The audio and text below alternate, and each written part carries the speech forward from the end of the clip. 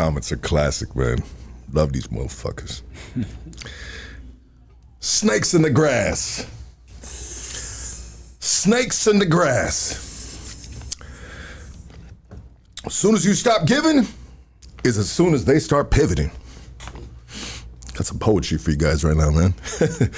I wrote it last night while I was drinking wine and painting a picture of a bush in my backyard. As soon as you stop giving, as soon as they start pivoting. Huge difference between homies and friends. Like Kendrick Lamar said, keep your family away. You know what song that is, right? 47 years old, no surprises, I've seen it all. But I myself have been a part of some messy situations. Let's be real, right? Feels good not to be on that side this time, though. I'm on the right side, baby. But life truly is a double-edged sword, you know? Anybody can get it, even myself, you know? All good, though, man. Best of luck to everyone. God is good all the time, baby. Take care of your family, make an honest living, work hard, do right, and try to stay sucker-free, baby. Yeah. I love you guys, man, and I appreciate your support. I'll say that right there. You know, make sure you hit that like, hit that subscribe. We got an amazing podcast for you today. A plethora. Help me out one time, though. I'd say plethora, but Plethora. I like your pronunciation better. It may not be 100% correct, but a plethora of information coming your way. You guys may want to take some notes, and got something good for you guys, man. With that said, I want you to give a warm welcome for criminal defense attorney Doug Sherrod, baby. Let's go! Thank you. KingKongLawyer.com. It's good to see you. It's good to see you too, brother. Been a while. It's been a minute. I mean, Yeah. I was supposed to look this up before the podcast. Let me look it up right now while we're just sitting here chilling out. I think it was September, maybe. September. Let me look it up real quick. I meant to do this, like I said before, but I was kind of running late. Kind of had a funky night of sleep last night. Yeah. I don't know why. You know, sometimes sleep's good, sometimes bad, man. Right. Let's find it right here.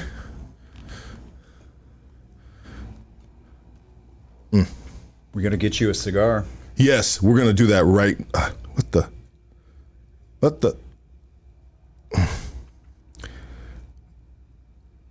Look it up for me, my boy. Killer Dog, look that up for me, dog.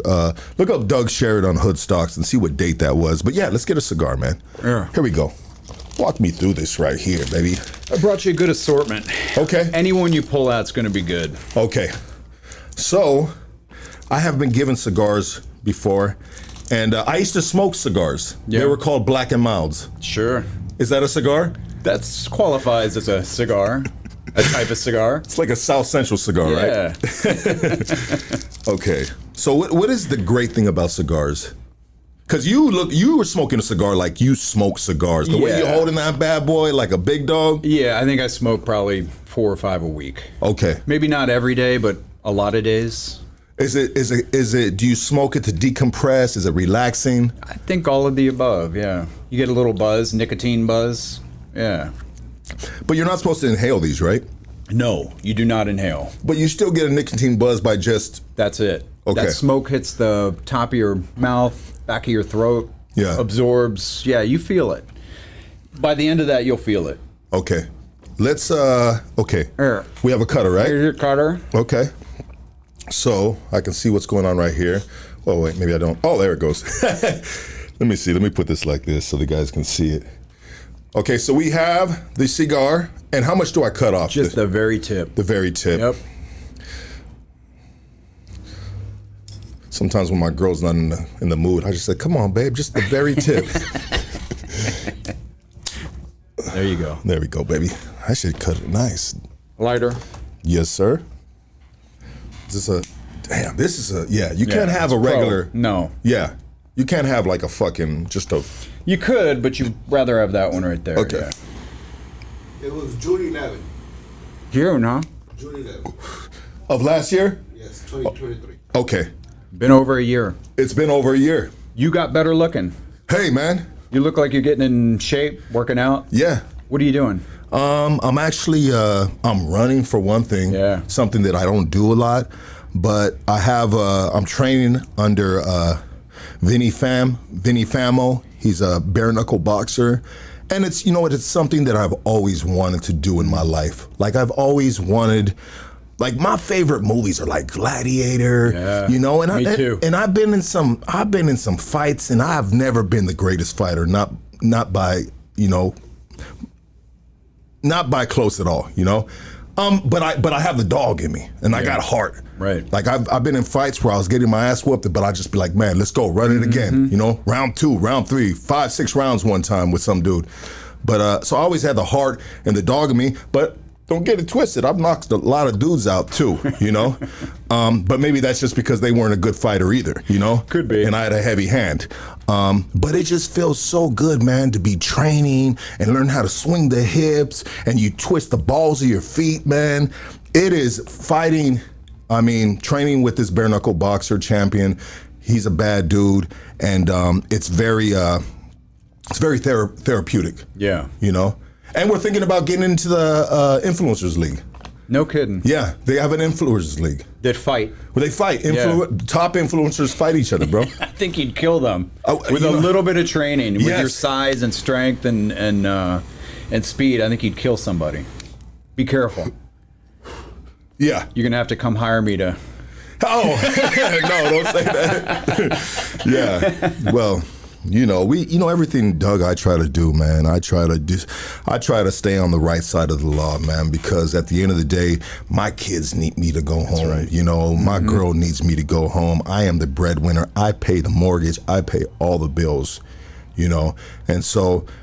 I get a little sloppy sometimes, man. We all know that, right, guys? You know, fucking lucky, man. You know, shaking that bush, man.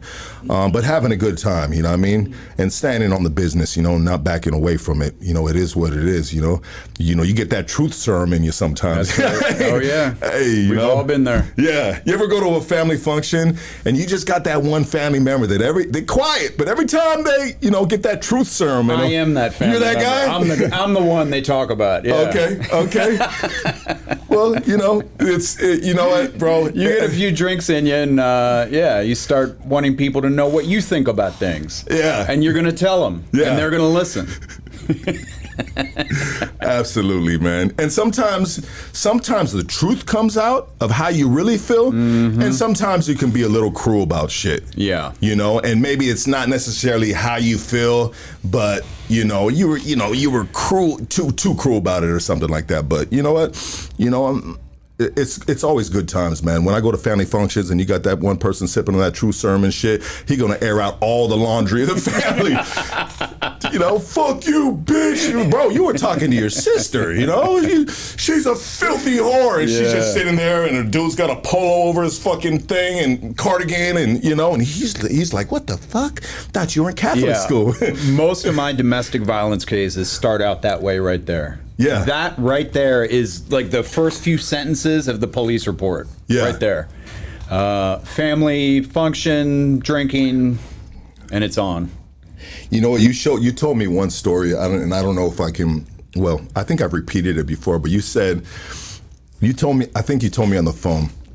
You said, damn, Lucky, this one dude, this girl, his girlfriend calls me up to take his case. I guess you said he had caught a murder, and then I guess dude got into a fight. Yeah, they get into a fight. He's locked up, so this is over the jail phone. And she calls me up and she says, I want the money back. And I said, I'm his lawyer. We've already started. She said, I don't care. I'm done with him, so you're done with him. I said, that's not how it works. But she was cold-blooded. I mean, she was ready to try to yank the lawyer, the money, everything, and hang this guy out to dry. So I think the moral of the story there is, if you're depending on your lady and you're in jail, don't start a fight with your lady over the phone. Yeah. It's just not a good idea. Yeah. And he found out. Yeah, he found that out. Yeah, real quick. He found out the fucking hard way. Yeah. And so she really fucking fell through with that. She tried, but there's rules on When somebody else is paying for your defense, they're limited on the influence they can have. And the reason for that is they don't want a third party kind of coming in between a lawyer and the client and swaying the direction things might go. So she didn't have the juice to pull that off, but she would have if it had been allowed, for sure. Did they reconcile? I don't think so. You don't think so? I don't think so. Do you know what the dude was saying, or what provoked the separation or the? Well, this had been going back and forth over weeks. I don't know. I don't ask. I try to stay out of the details on stuff like that. You know what I mean? Yeah. I'm the lawyer. I'm not the counselor. I'm not a family therapist. I don't get into the weeds on that. Yeah. You guys figure it out. Let me know. Yeah, 100%. Yeah. Yeah. I mean, if you wanted to watch some Jerry Springer, you turn the TV on. It could get that way real quick. Well, I would. Well, you a seasoned vet in the game, right? You are a seasoned veteran in the game. I mean, you work for the federal prosecutor. You were a district attorney for the city of Los Angeles. Now you go into bat for individuals that potentially have been wrongfully accused. Am I just seeing this ad right now? I appreciate that. Anyways. But I bet in the beginning, some things were kind of like entertainment. It was new to you, in a sense. It is still entertainment. Okay. I mean, it is every case in its own way. There's multiple facets of this. Yeah. Many of these cases are really sad. It's for somebody, it's a tragedy that happened. It could be the client or the defendant who just made a bad decision, a good guy, but made a bad decision. It could be the family members. It could be obviously the victim involved. But a lot of it is pretty funny. Like the shit that people get themselves into. And we were talking off camera a minute ago.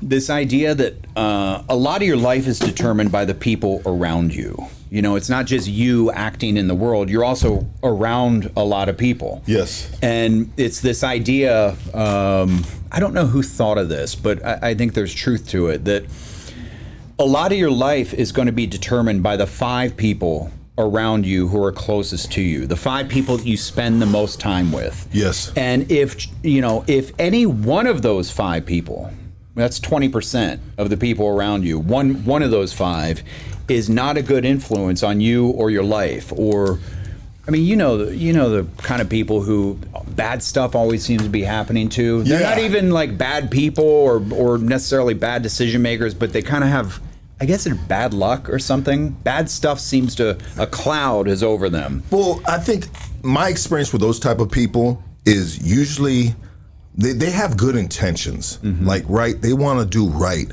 but they are so used to doing stupid ass shit and not able to change their old ways, that they continue to do these slip ups that have landed them in prison, the feds, crazy amounts of years. And they are just for somehow, some way unable to make that total change, But change, takes, who knows how long it takes sometimes. Sometimes people don't ever find change. I know. When it seems so obvious. I just wrapped up a case. This gal was out one night, and it was a sad situation. The person that she hit running across the street had bad mental health problems and was on drugs and everything. Runs out in the street. My client hits her, kills her. Wow.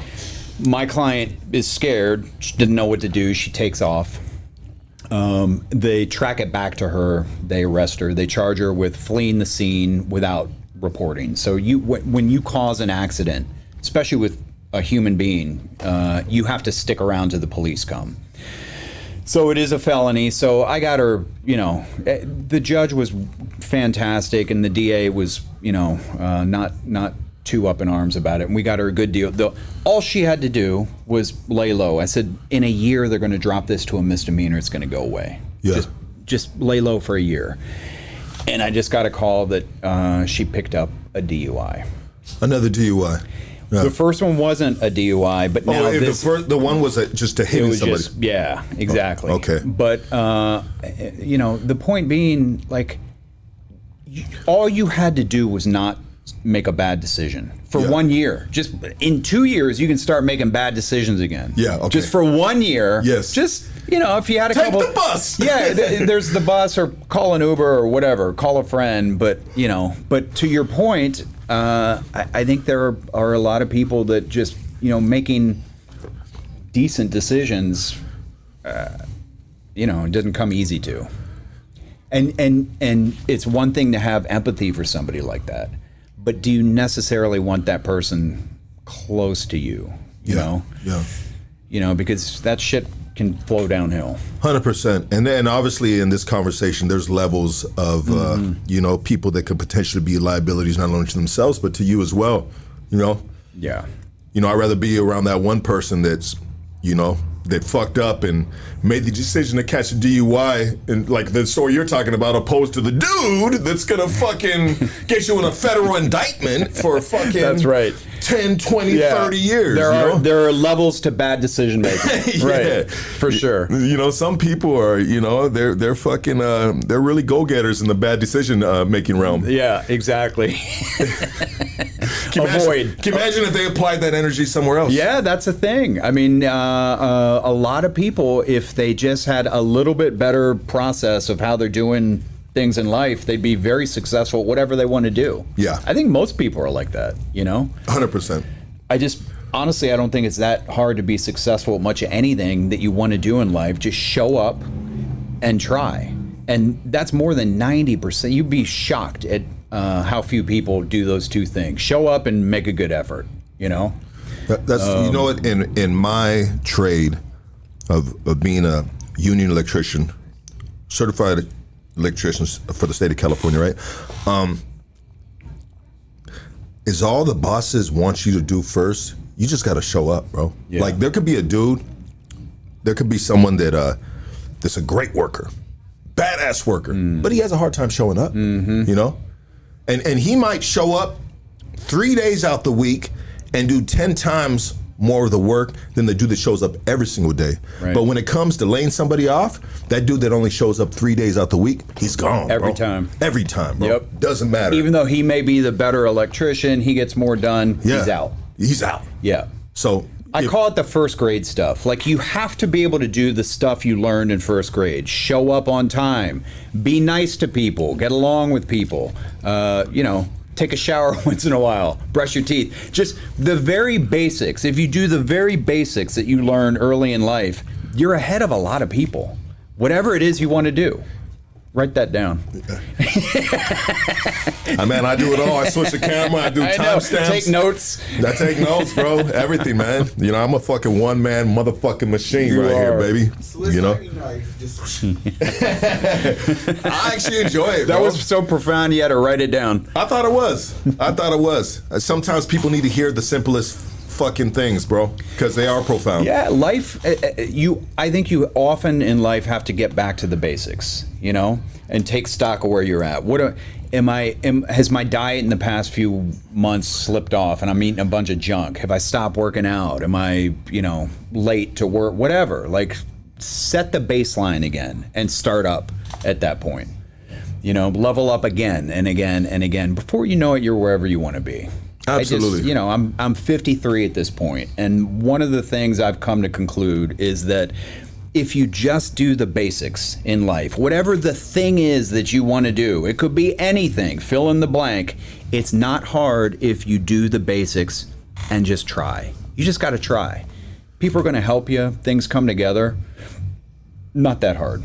Absolutely. Yeah. Hey, you know what? Before I forget, I want to make sure that I get this out the way, because he's a good, very good business partner of mine. He actually owns the Killa Kush brand, and he shot me a question that he wanted me to ask you. So I just want to make sure I get this to you and for him before we move forward. I don't want to forget. Can you ask Doug a question on live tomorrow? Can an ex-felon convicted of multiple guns and dope charges and prison priors after being clean over 10 years get his Second Amendment right back? And is it possible to expunge his record? As of right now in California, I think before I answer, I would say that things have been and are moving in the right direction in California. There has been a recognition by the government that we have to provide a pathway forward for people. That if you've screwed up in the past and you're not a bad person, you know, there are some crimes where you're just a bad person. Yeah. Not many, by the way, very few.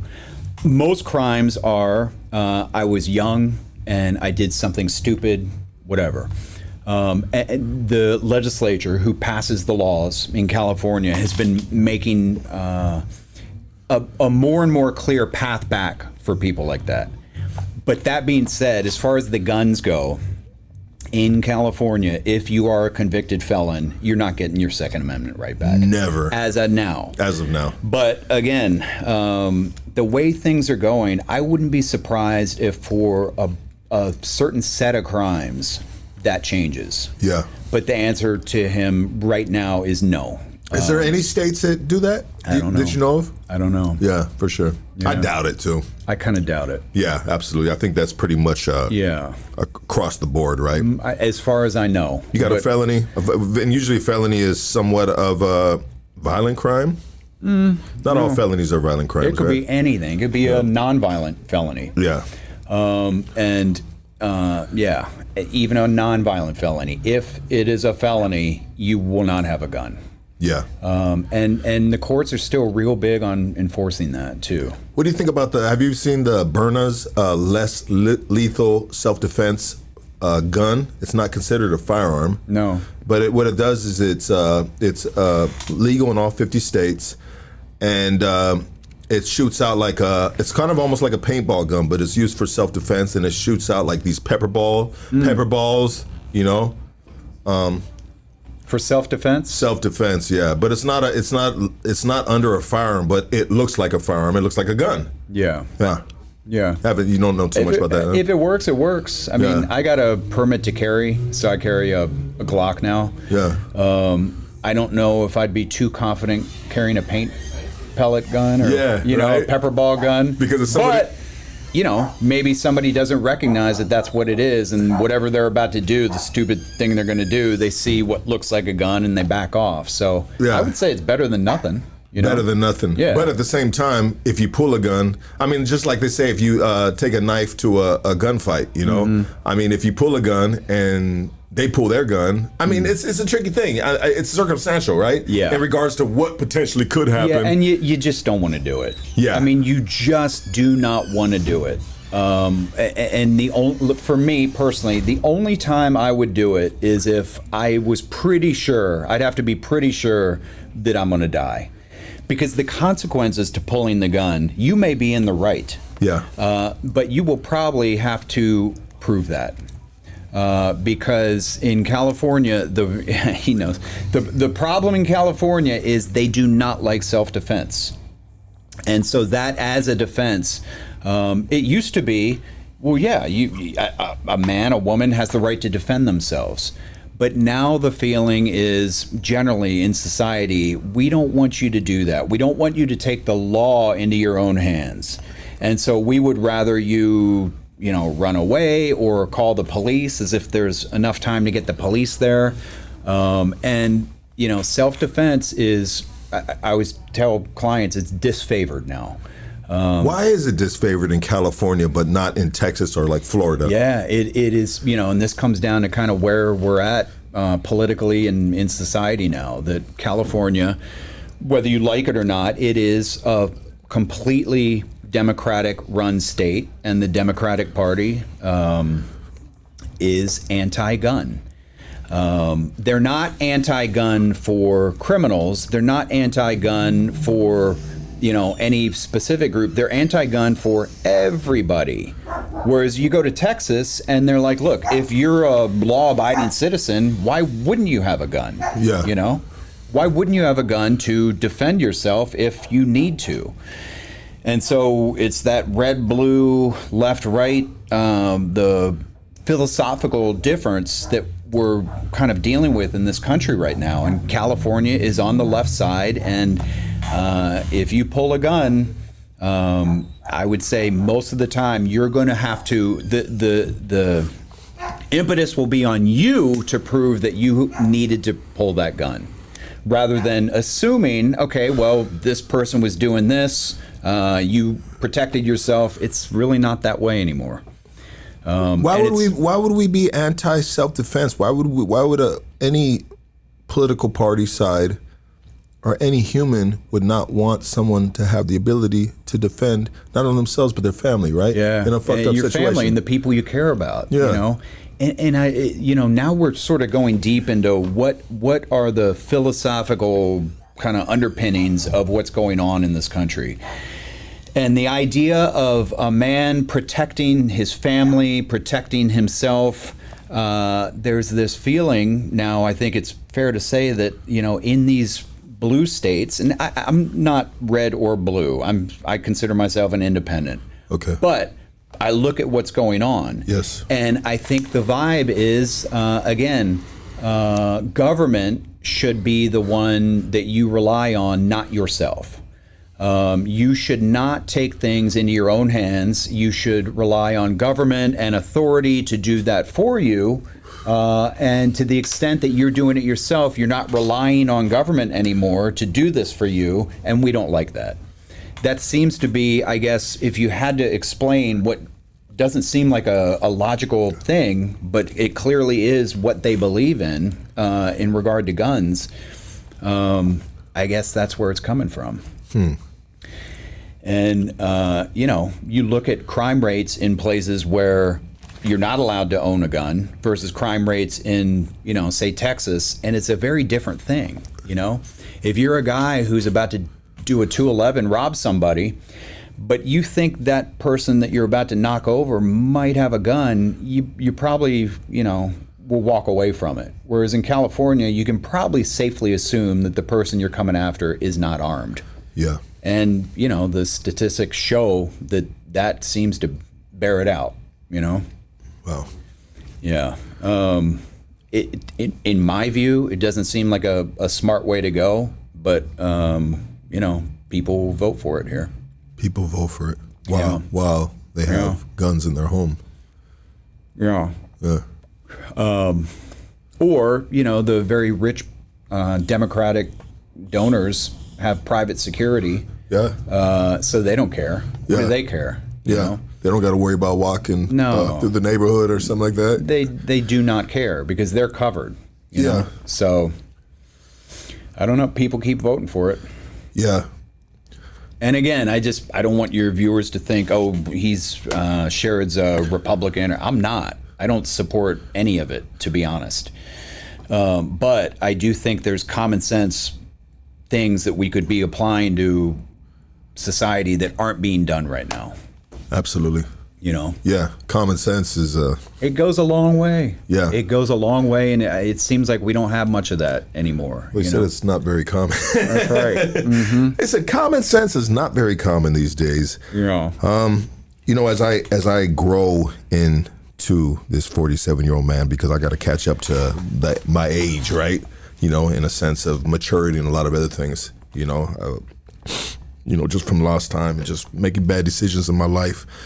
But as I grow into this man that I am, I'm starting to pay attention to a lot of different things that I usually wouldn't pay attention to, right? You know, when you're on the streets, all you care about is street politics. When you're living the right side of the fence, you're paying taxes, you're taking care of a family, you're fucking going to the gas pump every single day to pump that gas. Mm-hmm. And you start thinking about other things. That's right. You know, because adult things.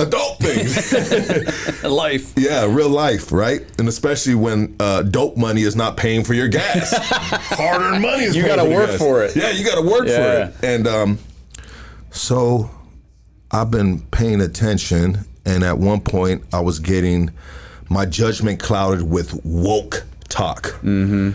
And I realized usually if it's woke talk, it's broke talk, you know? And but at first I was easily influenced because it was just a lot of the shit was new to me. And this is when I started doing the podcast. A lot of just conversations were new to me. Never had the conversations in my life. Because all I did was talk about just street stuff, prison stuff, and my silly stuff that I like to clown around with. And so anyways, I don't want to be long-winded on this, but... Did you call yourself Latinx It's funny because that's what the white liberals call the Latino and Latinas, but from what I can tell, the Hispanic community doesn't say that for the most part, do they? I've never heard a Hispanic person describe themselves as Latinx. Well, there's Hispanic communities. There's a part, I guess I would say I was more leaning on the street side of the community, which is not a very, which is not a very woke side, They're just like whatever's in front of them. That's life, right? And then you have a part of the Latino Hispanic community that is a part of the woke side, that they might be brown berets. Would brown berets be considered the woke side? Yeah, you can say that. Yeah, I say brown berets would be considered the woke side. Different organizations that are on the woke side, and they're anti-money. What do they call it? Capitalism. Yeah. Anti-capitalism. This, that, the other. But I'm all about the capital, baby. You know what I mean? Because that's what keeps my world go around, and that's what keeps, honestly, when my bills are paid, shit, less stress, happy faces, steaks on the table. That's right. I mean, I think there are problems with capitalism, like any system. My girlfriend and I went down to Nicaragua. We got back a few weeks ago. And we went down there. We had been to Costa Rica before, but I had heard good things about Nicaragua. And so we went down there, and honestly, it was not good down there. And it's because they had sort of rejected capitalism, and they had and still do have a socialist regime in place.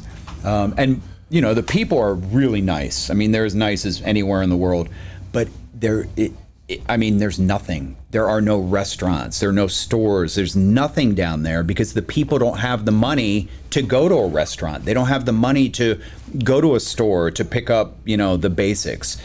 And so, you have donkeys on the main north-south highway. You got donkeys just laying in the middle of the road. And so they're even suffering. So it was a reminder that yes, capitalism definitely has problems, and I think as a society we got to work on that. But capital doesn't have a problem, but when now in Nicaragua, you're like, fucking thank God for capitalism. That's it. Yeah, that's it. Because what is a socialism regime like? I mean, why would someone lean towards having a socialist regime when you have just like the sign of what you saw was poverty around you?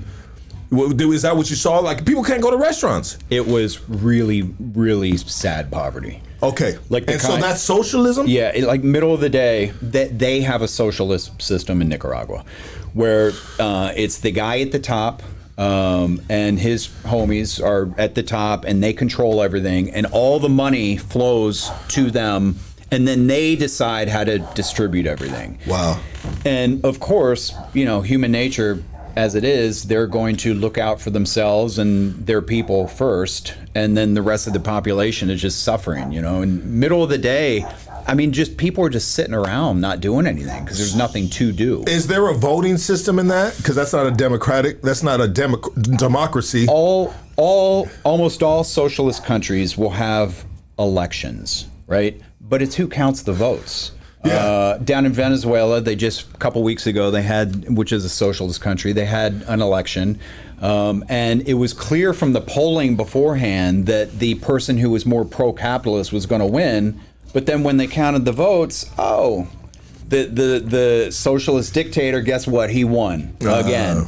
And so they'll have elections because you want to make the population feel like, oh, we have a say, but you really don't.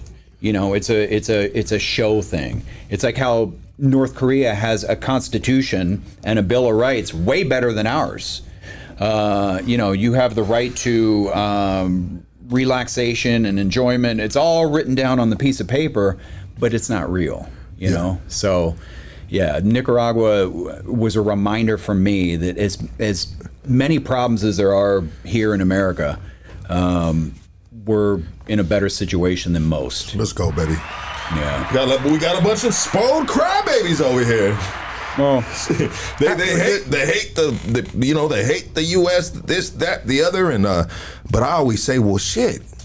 take a trip to Nicaragua then. Yeah. Go to China, Yeah. go That's experience it. something and come back. And I think in theory it's one of those things that sounds really good. Yeah. Everybody is equal and that sounds great. That's not the reality of what that looks like when it happens. And the reality is it's really a bad situation for almost all the people. So, okay, what was the good things about out there? It's beautiful. I mean, there are parts of that country that are just, unspoiled. Rainforest, the beaches. I think it was one of the most beautiful beaches I've ever seen. The habitation. Yeah, because it's not developed. Yeah. Because they don't have the money to invest to build hotels or resorts, which, you could say, well, maybe that's a good thing. And I think to some extent it is because it preserves the nature and the habitat. But there's just not much there. And so it's like an ancient civilization. Yeah. I don't know. Kind of, which is freaking probably super cool for a tourist. Yeah. But then when you're leaving, they're like, put me in the suitcase, dude. Yeah, I know. Take me home. Take me with you, bro. That's right. Yeah. I can fit on your carry-on. Yeah, and the people were really cool. I mean, I'll tell you where people were great. We had a layover in El Salvador. And they have that guy, the President Bukele, who's, he's kind of world famous now because MS-13 and some of the other gangs were a real problem down there. And he just came in and he said, look, I understand you have rights, but we have rights too.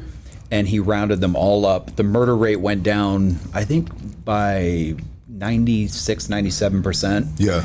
And the people love him there. Generally you go through an airport and you're talking to the government people and they're not happy to be there.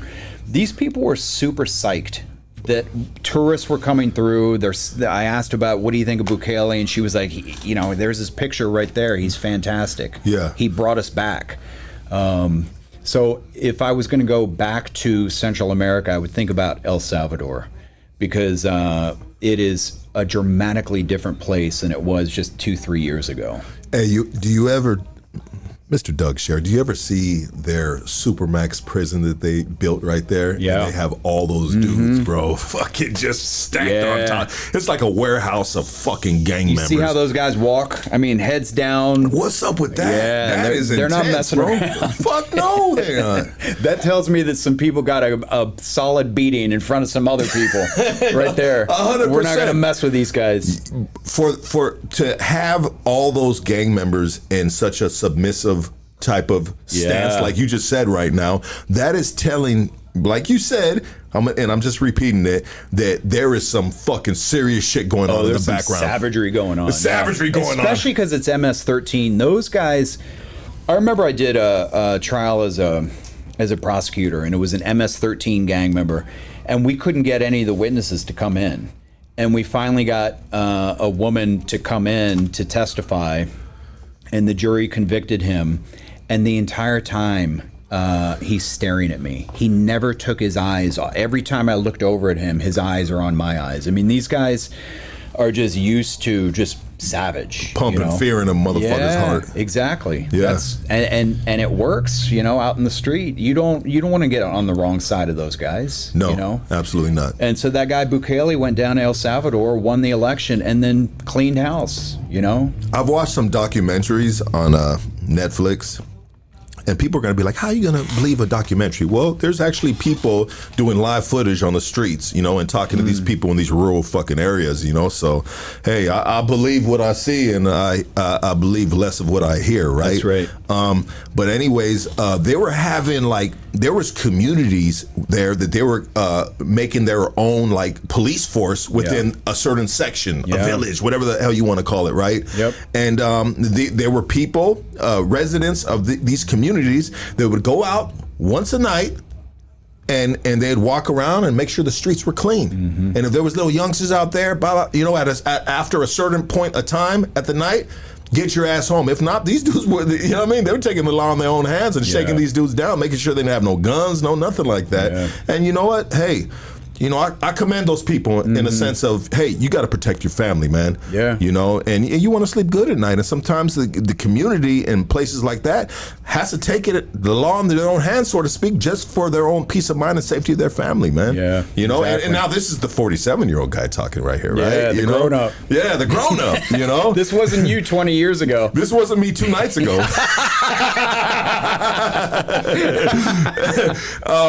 But you know what?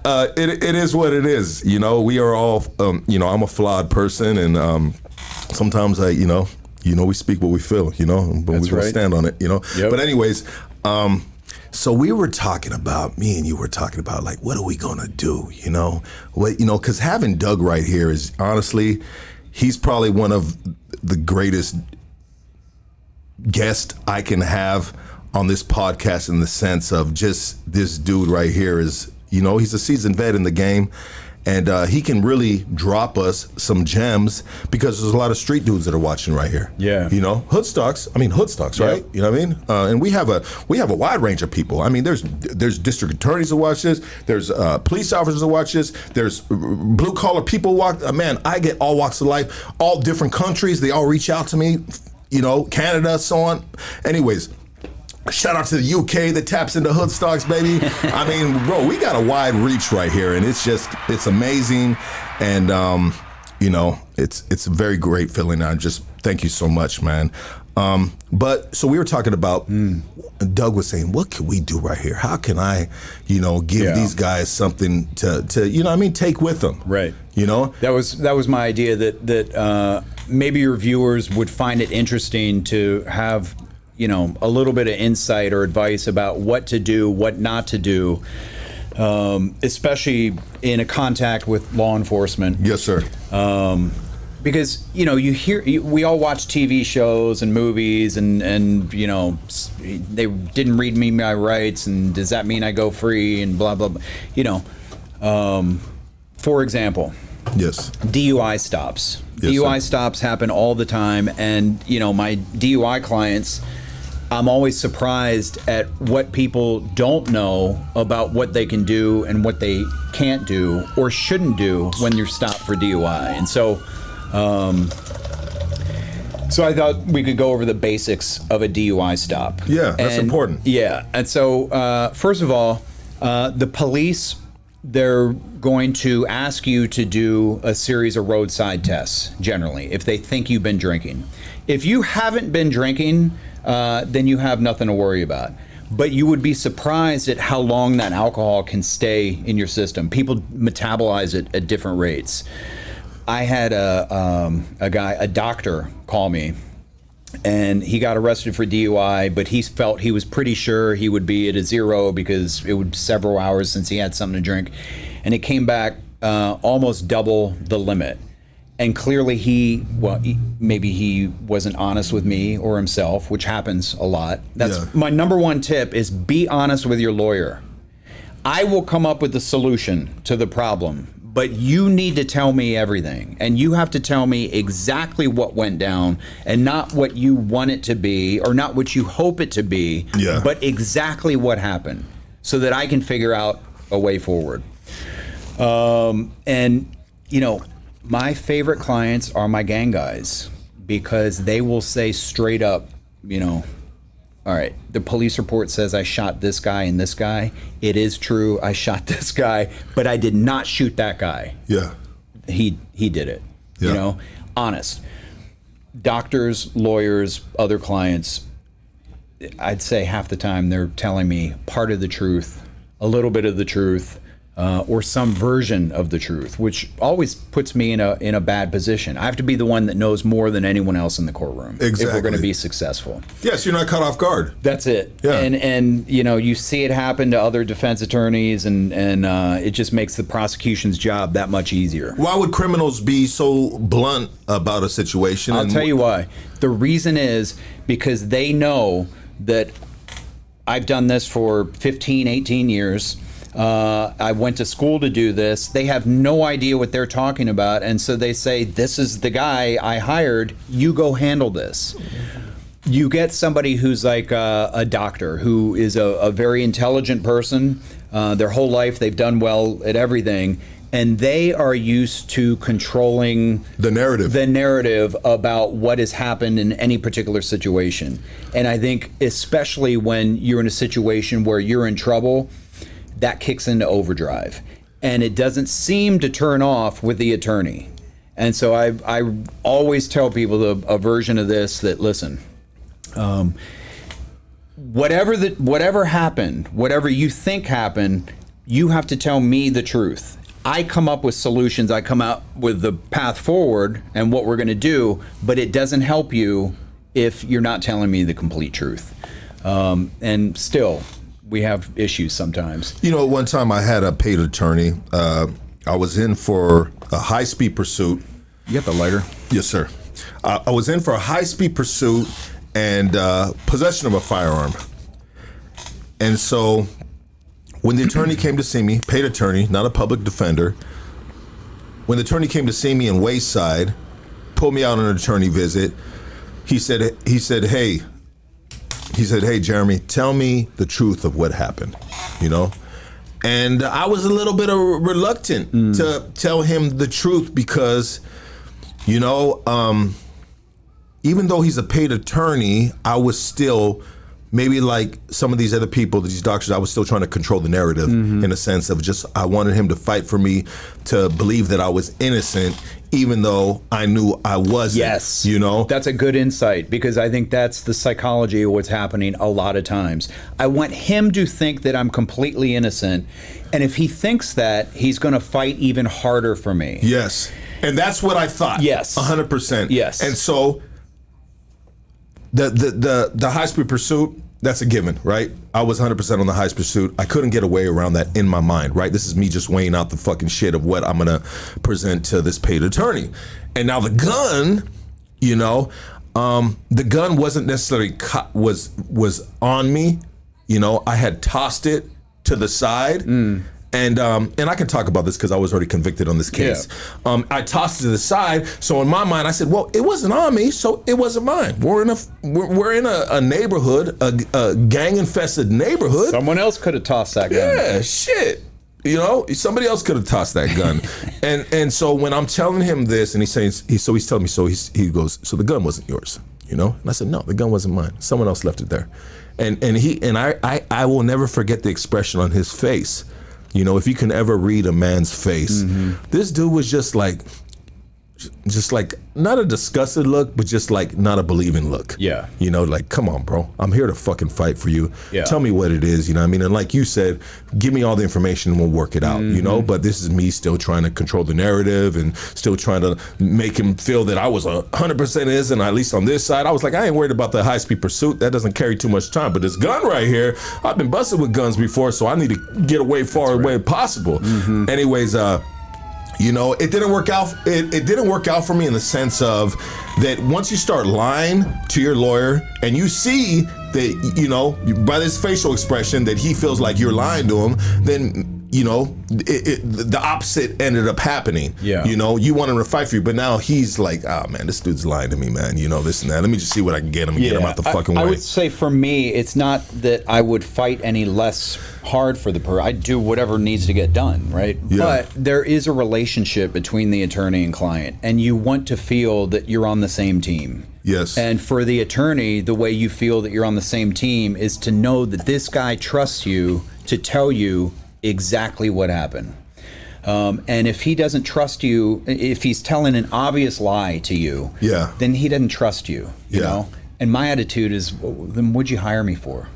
Go with a public defense, save your money. You know what I mean? Yeah. And so, but it happens a lot. But I think that insight by you is right on target. That a lot of people feel like if he thinks I'm actually innocent, he'll fight even harder. The other thing you see a lot is with public defenders, the government appointed attorney. A lot of these guys feel that the DA and the PD are buddies, and that the PD might say something to his buddy, the DA, if he tells him everything that he doesn't want the DA knowing. And I can tell you that is completely untrue, but that thought is out there among a lot of guys who are charged, who are using the public defender. Thinking that they're working with the DA. Yes, that the DA and the PD who work together every day in that particular courtroom, and I as the guy who's charged, see them kind of, hey, how are you, being buddies, that must mean that the public defender is going to say, hey, this guy, but what can you do for him?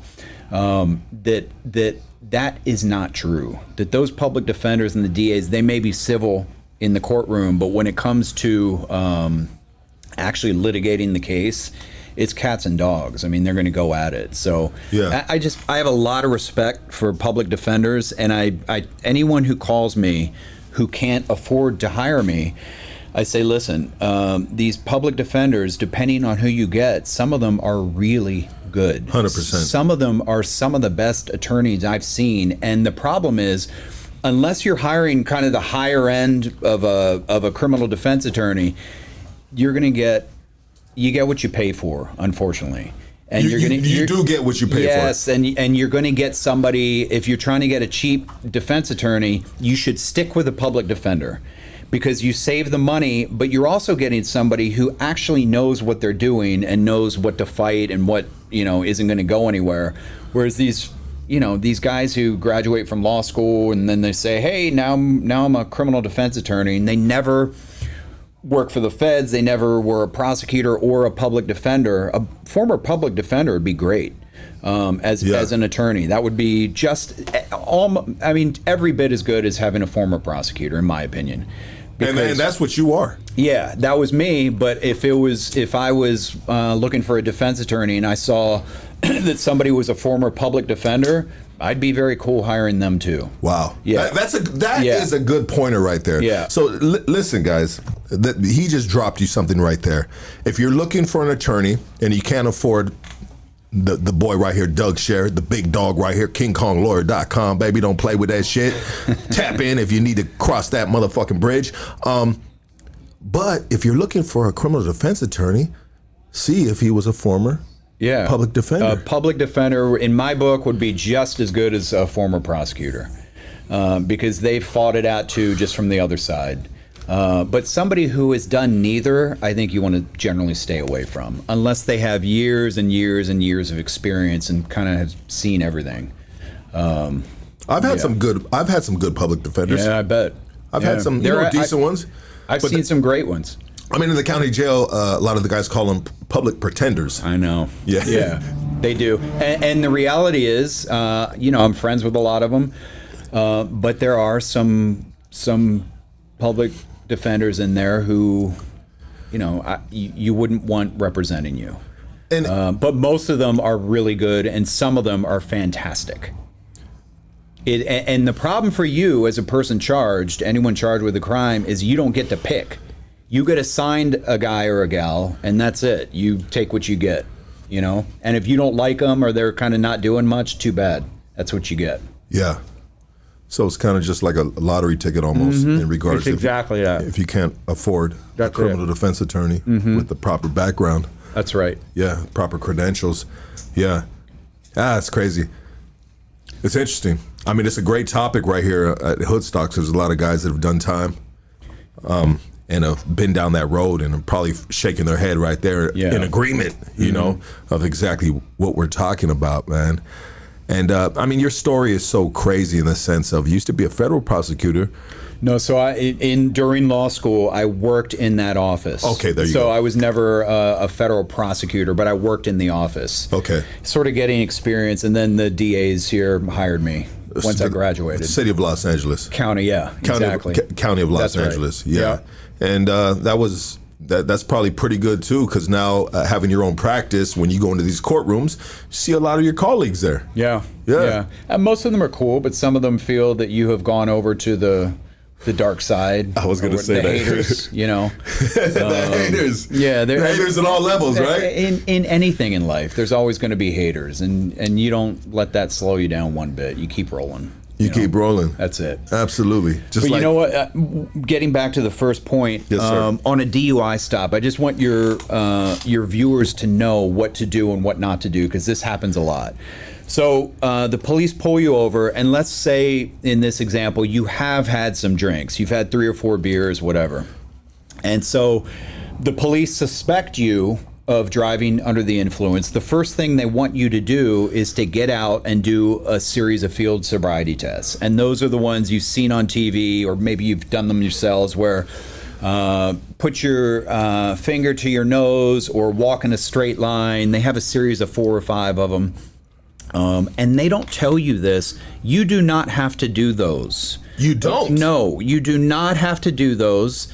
And the only reason they're having you do those, and this is every single DUI stop. I don't care how good you think you did on those tests.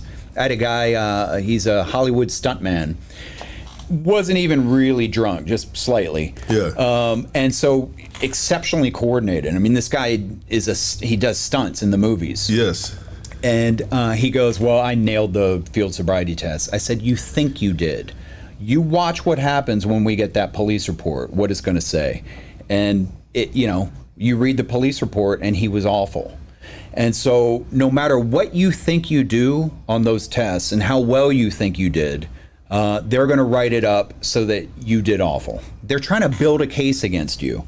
Now, you have the right to tell that officer respectfully. You always want to be respectful, because these cops, look, I'm sure you and some of your viewers have had bad experiences with the police in LA County, and I'm sure there are some bad ones out there. But my experience is that especially nowadays, with everything going on and cell phone cameras, the majority of them they don't even want to deal. You know what I mean? They're like, all right, I'm going to do my job. I'm going to go home. I don't honestly care. That's sort of the attitude you get.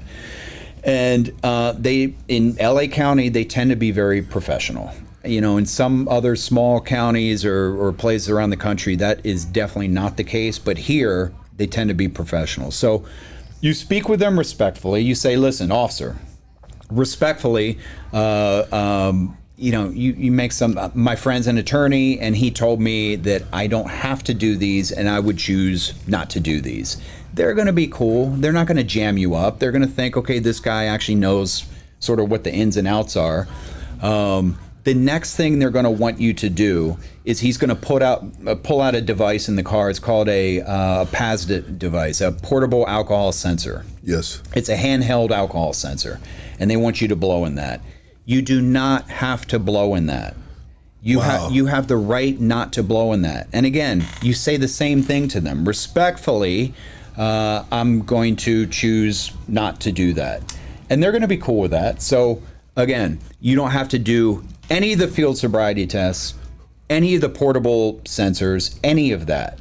The next thing they'll have you do, though, so that could be it for them. So that what you're doing there is you're giving him less evidence to arrest you on.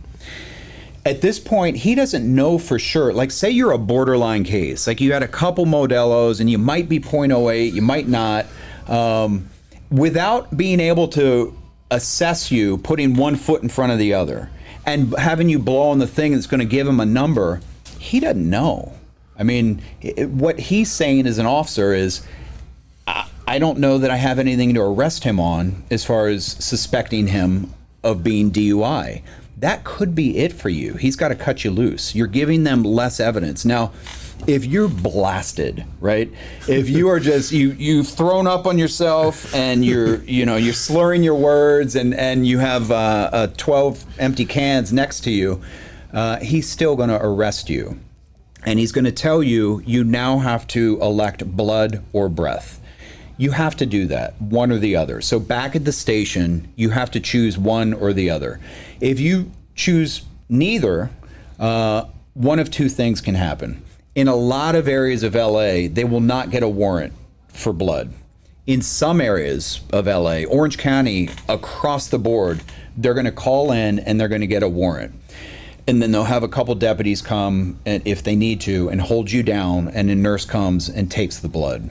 Hold you down. Yeah, they will. That's when you're really on a sick one, when you got to be held down, right. and they take your blood. Yeah, and it'll all be videoed and would be shown to the jury. And so blood or breath. And in LA, they probably won't. If it was just for a plain old DUI stop, they probably won't bother with all that. There's too much going on. Yeah, with LAPD. Yeah, LAPD, LA Sheriff, CHP is a little bit more aggressive on DUIs. They are more likely to do it.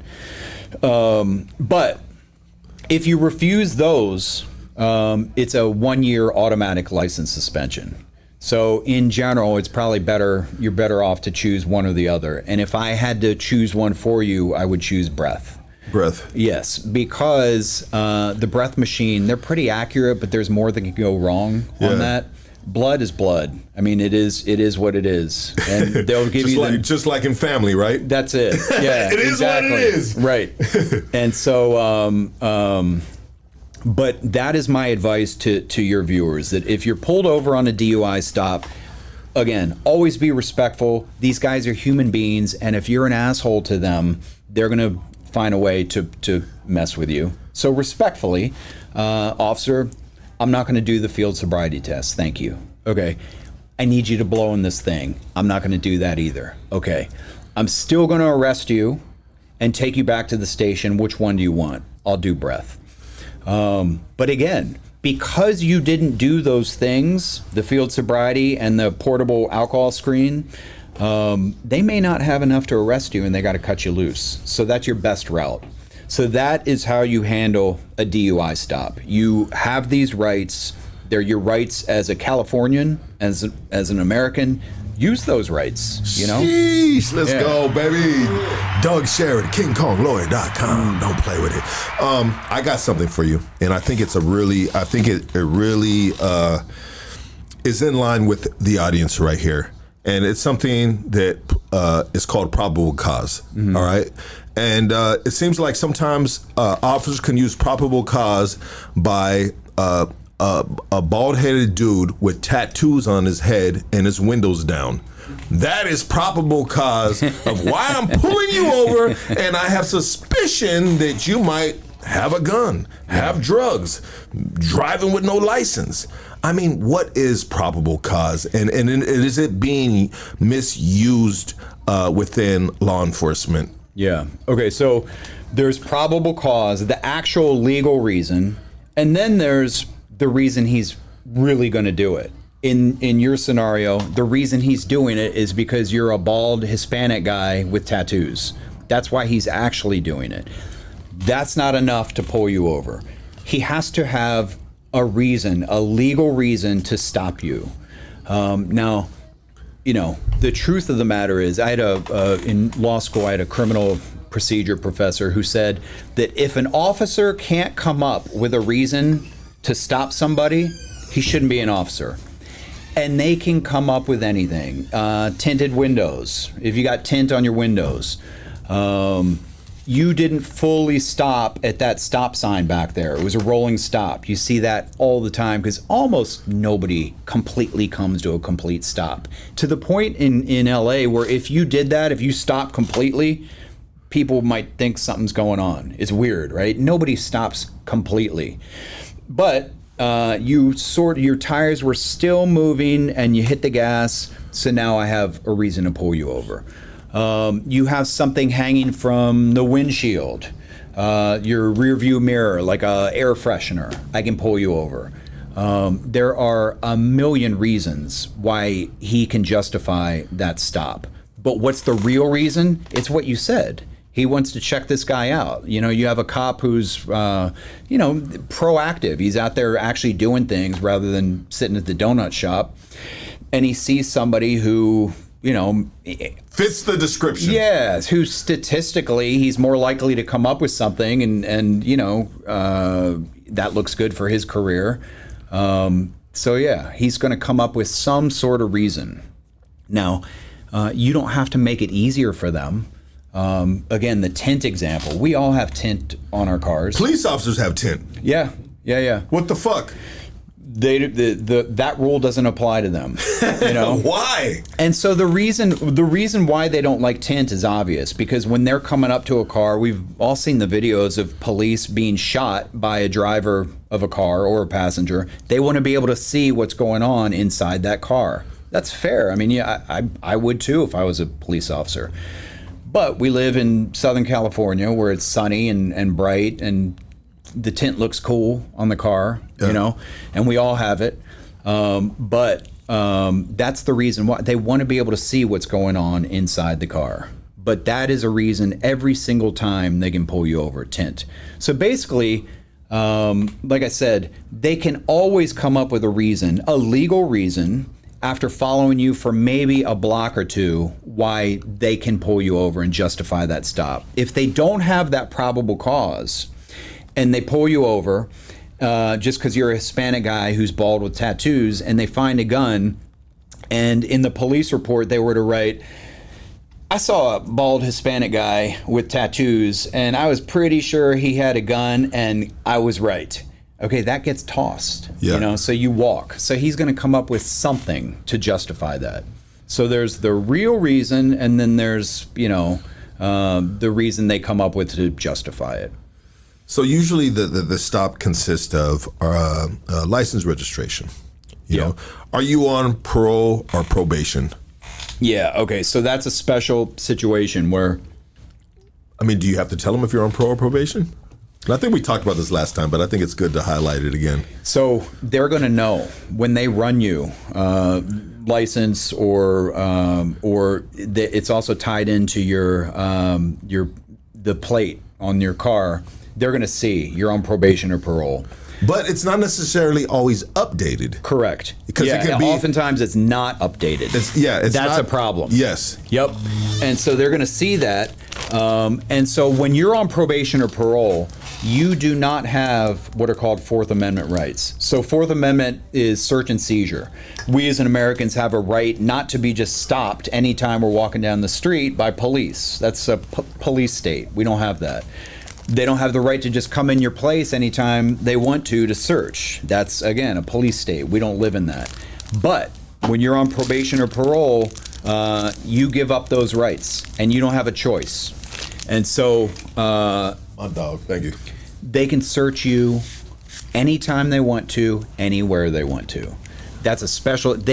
You could be driving perfectly in a car with no tint and the windows rolled down, and you're stopping at the stop signs. If you're on probation or parole, they can stop you. And in fact, even if they didn't know that, say they did in the scenario we're talking about, you're a bald Hispanic with tattoos, and we stopped him. But it turned out after, he's also on probation or parole, that's a good stop. Even though he didn't know it at the time, the fact that he found out after, he's on probation or parole, it's a good stop now.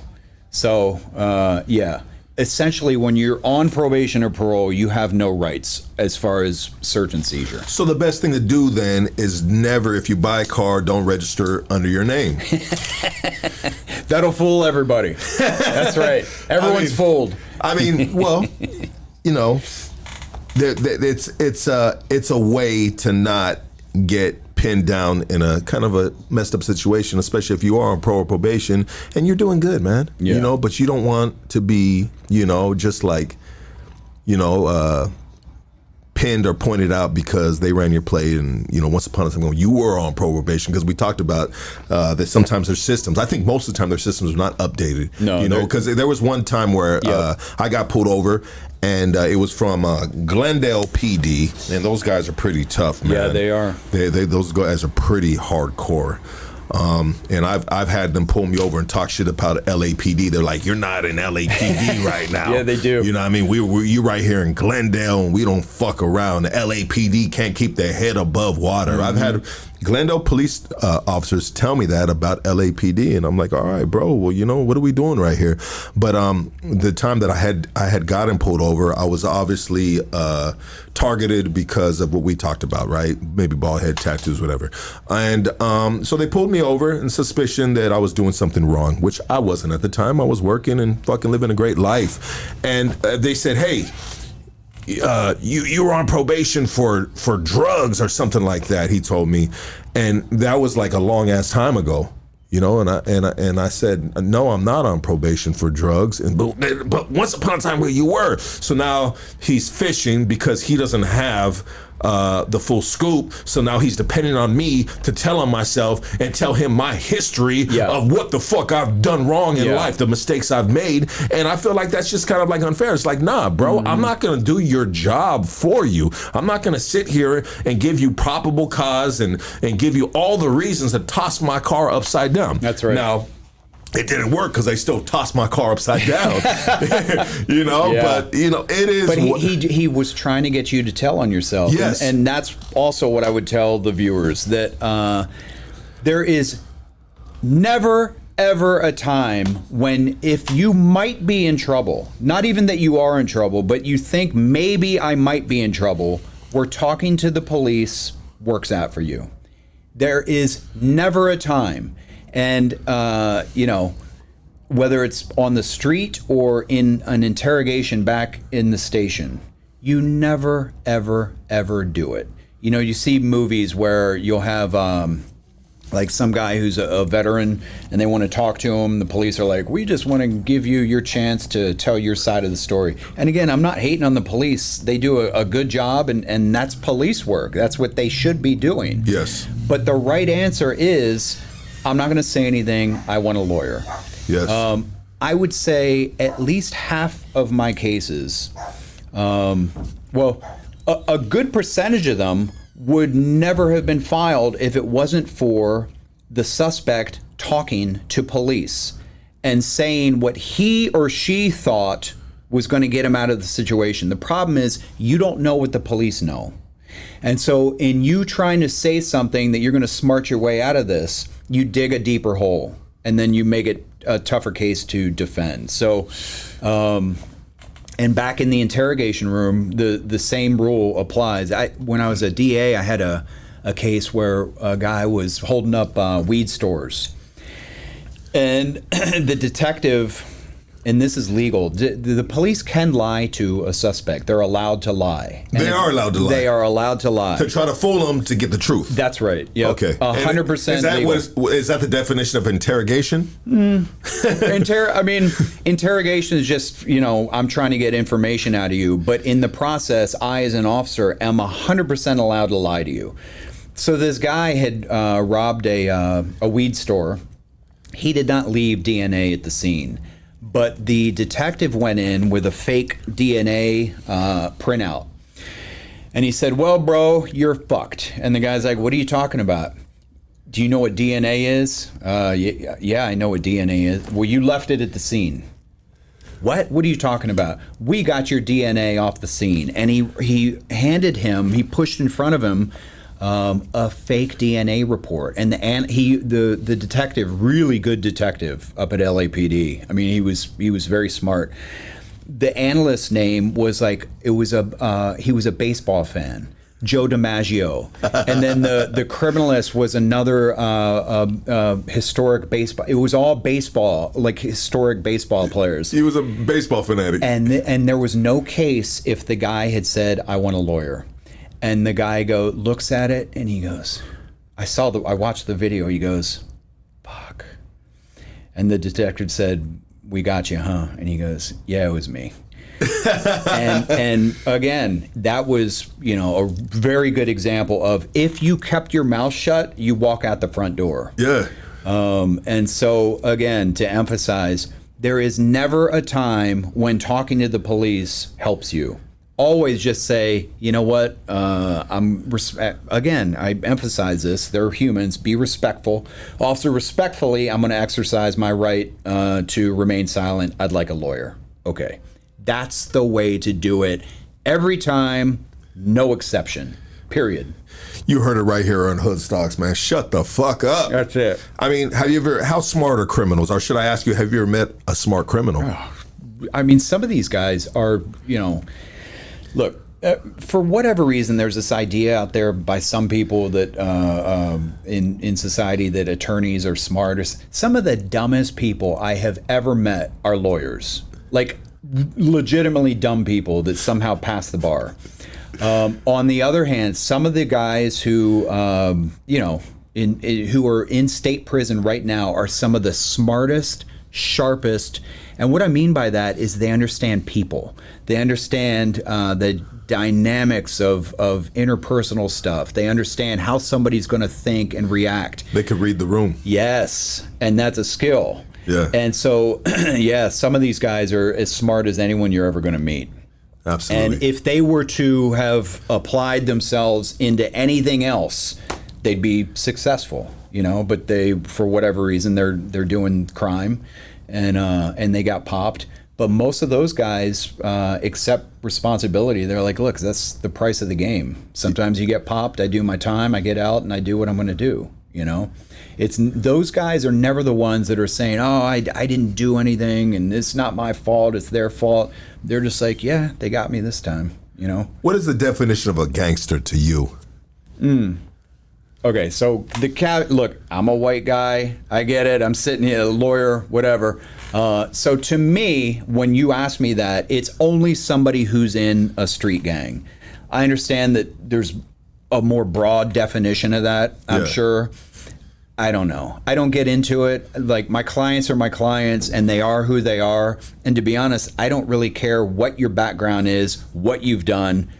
We're a team now, and we're moving forward.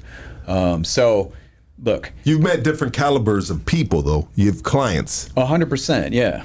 And some dudes, you're just like, man, this is a serious dude right here, man. Yeah. This dude, oh man, sure. This dude just got caught up on some shit that he was just high and he did some dumbass shit. You've met some serious dudes. Real, like a Mexican mafia guy. I remember thinking to myself, I would never, ever want to be on this guy's wrong side. I never, ever want this guy to be mad at me. I want him to understand that we did a real good job here. Yeah. And he was happy. He was very happy. And because he was happy, I was happy. Yes. You know? So, yeah, I mean, these are... And then have you... I'm sorry for cutting you off, but have you built, like, you know, when you say you're working with a caliber of an individual like that, you know, obviously there's a lot of communication. And maybe you get to know the dude a little more than outside of the case, in the sense of having conversation with them. I mean... Yeah, so I keep a wall up. Yes, like, okay. It's a professional relationship. Absolutely. And I'm not trying to incriminate you in a sense of like... No, it's because... Hey, this is my homie right here now, you know? There are criminal defense attorneys who... It's almost like they want to be a cool kid. They want to hang out with the guys and stuff like that. And I get that. Yeah. That's just not my approach to it. I am your attorney, and I'm going to go to war with you, but I'm not your therapist. I'm not your counselor. I don't want to hear about your personal problems or your relationship problems. I'm not going to go drink beers with you. In my opinion, to have an effective professional relationship, there has to be that wall. Absolutely. I'm the attorney. Boundaries. You're the client. Yeah, exactly. 1,000%. And I never cross that, you know? Yeah. Yeah. Absolutely. Hey, let me pay some, let's do it right here. Let me pay some bills right here, and we're going to be back with Mr. Doug Sherrod, baby. Let me pay some bills real quick, run some ads, and this is good, man. This is good. I hope you guys like this, man. Much love and respect. God bless my brothers. Hey, I see you right there. Savvy Tiger, damn, just dropped us $100. I appreciate you, brother. That's cool, man. Love and respect to Savvy Tiger, man. He did a great interview right here the other day. Let's pay some bills right here, man. Many of our listeners mistakenly believe the only way to buy a home is to have perfect credit, a large down payment, and then proceed to get into a bidding war on your favorite home. This isn't the case right here. The team at Prime Equity Mortgage has access to off-market inventory and access to 50 plus banks, plus their own bank. Jesus, they have helped thousands of people in our community get their home and even help investors find ugly homes to flip. This is how home flippers buy their homes. Check it out. This is my boy right here, Andrew. Call Andrew now and see what they can do for you and your family. And his personal phone number, I'm giving you guys his personal phone number, not the office number, not the pay phone on the corner by the liquor store. I'm giving you his personal cell number, and that is 626-825 6565. Looking for some good quality cannabis? I mean, killer quality cannabis. Hit up the folks at Killa Kush. They specialize in bringing you the best quality available from OG to exotic. They got it all, baby. Hit them up on IG at Killa Kush _420 to find a location nearest you. Looking for the best criminal defense attorney in the city of Los Angeles? Look no further. Doug Sherrod is our guy, and he can be your guy as well. Mr. Sherrod used to be working the federal prosecutor's office as well as a district attorney for the city of Los Angeles. He didn't like the unfair politics on that side of the fence, so he's going to bat for individuals who have been wrongfully accused or just had a bad weekend. All right? Hey, you can reach Mr. Doug Sherrod at KingKongLawyer.com. And that's our guest right here, right? You know what to do, baby. Orange County, stand up. Gutter Phenom is a lifestyle brand that's dedicated to supporting and inspiring individuals who are determined to achieve their dreams. We believe that no matter where you come from and what you've been through, with hard work and dedication, anything is possible. Please visit gutterphenom.com and use exclusive code HoodStocks20. Receive 20% off your order today. We're also sponsored by La Conecta. Shout out to my boy Danny in San Antonio, Texas. Yes, sir. I want you guys to go visit their website at shoplaconecta.com. Use HoodStocks, get 20% off. Hey, prepare for blast off and embark on an interdimensional journey for self-discovery and exploration like never before. Introducing the exclusive Rick and Morty Interdimensional Gummies, your passport to inner realms of consciousness. Unlock your mind, eye, and allow your senses to finally come alive without the strings that strain our perception of the world. With Rick and Morty Gummies, you can experience all this and more. Jesus. Hey, go to Instagram, follow them at Rick and Morty Gummies Official. Tap in, and they're gonna hook you up, baby. Businesses, if you need stickers, everyone that Graphic Joe does all of our stickers. They are hard hat certified. They are waterproof. Matter of fact, they're bulletproof too. I had a bow and arrow and I tried to shoot it through the sticker and bop. Hey, this is a good sticker right here, guys. Go to Instagram at GraphicJoe _ use code HoodStocks. Get a discount. We'll be right back with Doug Sherrod. All right.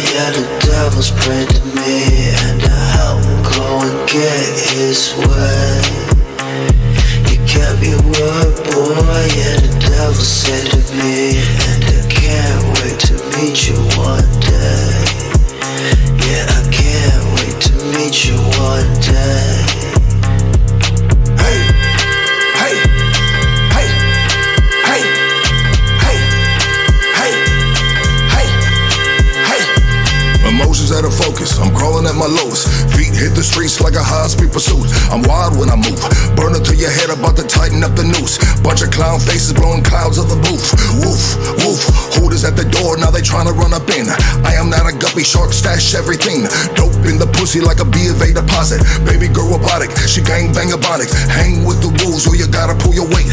Told the biggest tool, keep one in the chain. This is not a date. Dance with the mess, get your face in the cake. The devil's praying to me, and I'm gonna get his way.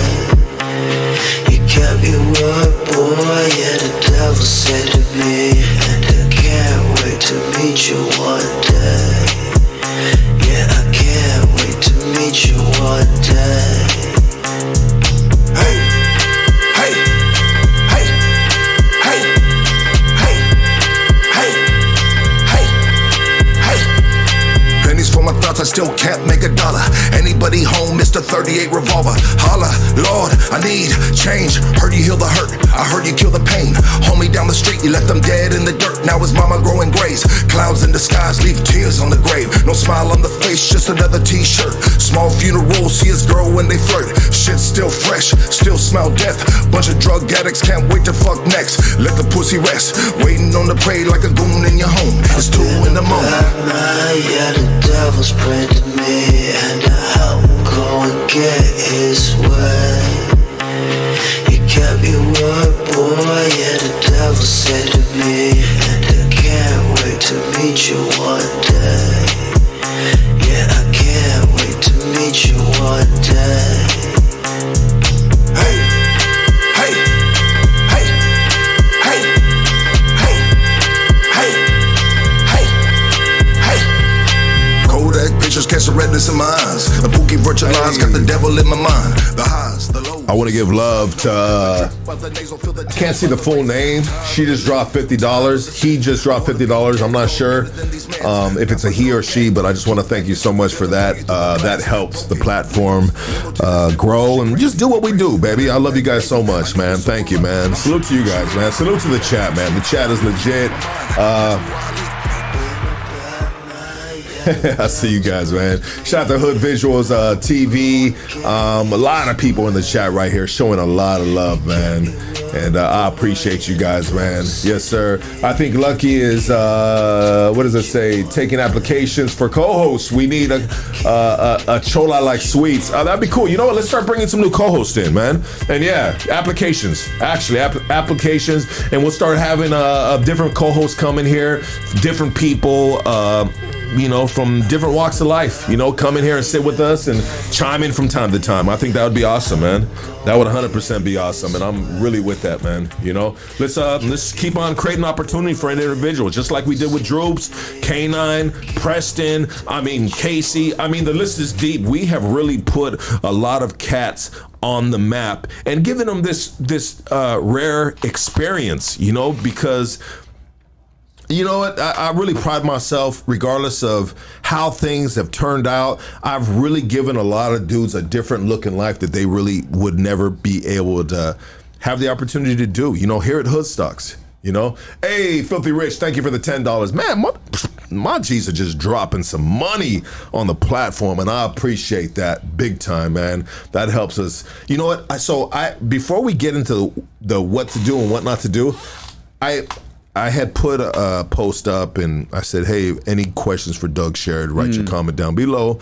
And one dude had a question that really stuck in my mind. And so now we you know, we're in this world of, you know, entrepreneurship, you know, and there's a lot of people that's picking up a camera and going out and hitting the streets and you know, making content. So there's some cats that are vlogging, going to different gangs' neighborhoods and getting tours of the neighborhood, and they go there with the camera and they got the, you know, gang members saying, hey man, this is the liquor store we kick it at. Over there, that's the wall we piss on when we get fucked up, or this. I mean, you know, I'm just being a little silly about it, but so these regular dudes walk through these neighborhoods filming these dudes giving a tour of their neighborhood. Mm-hmm.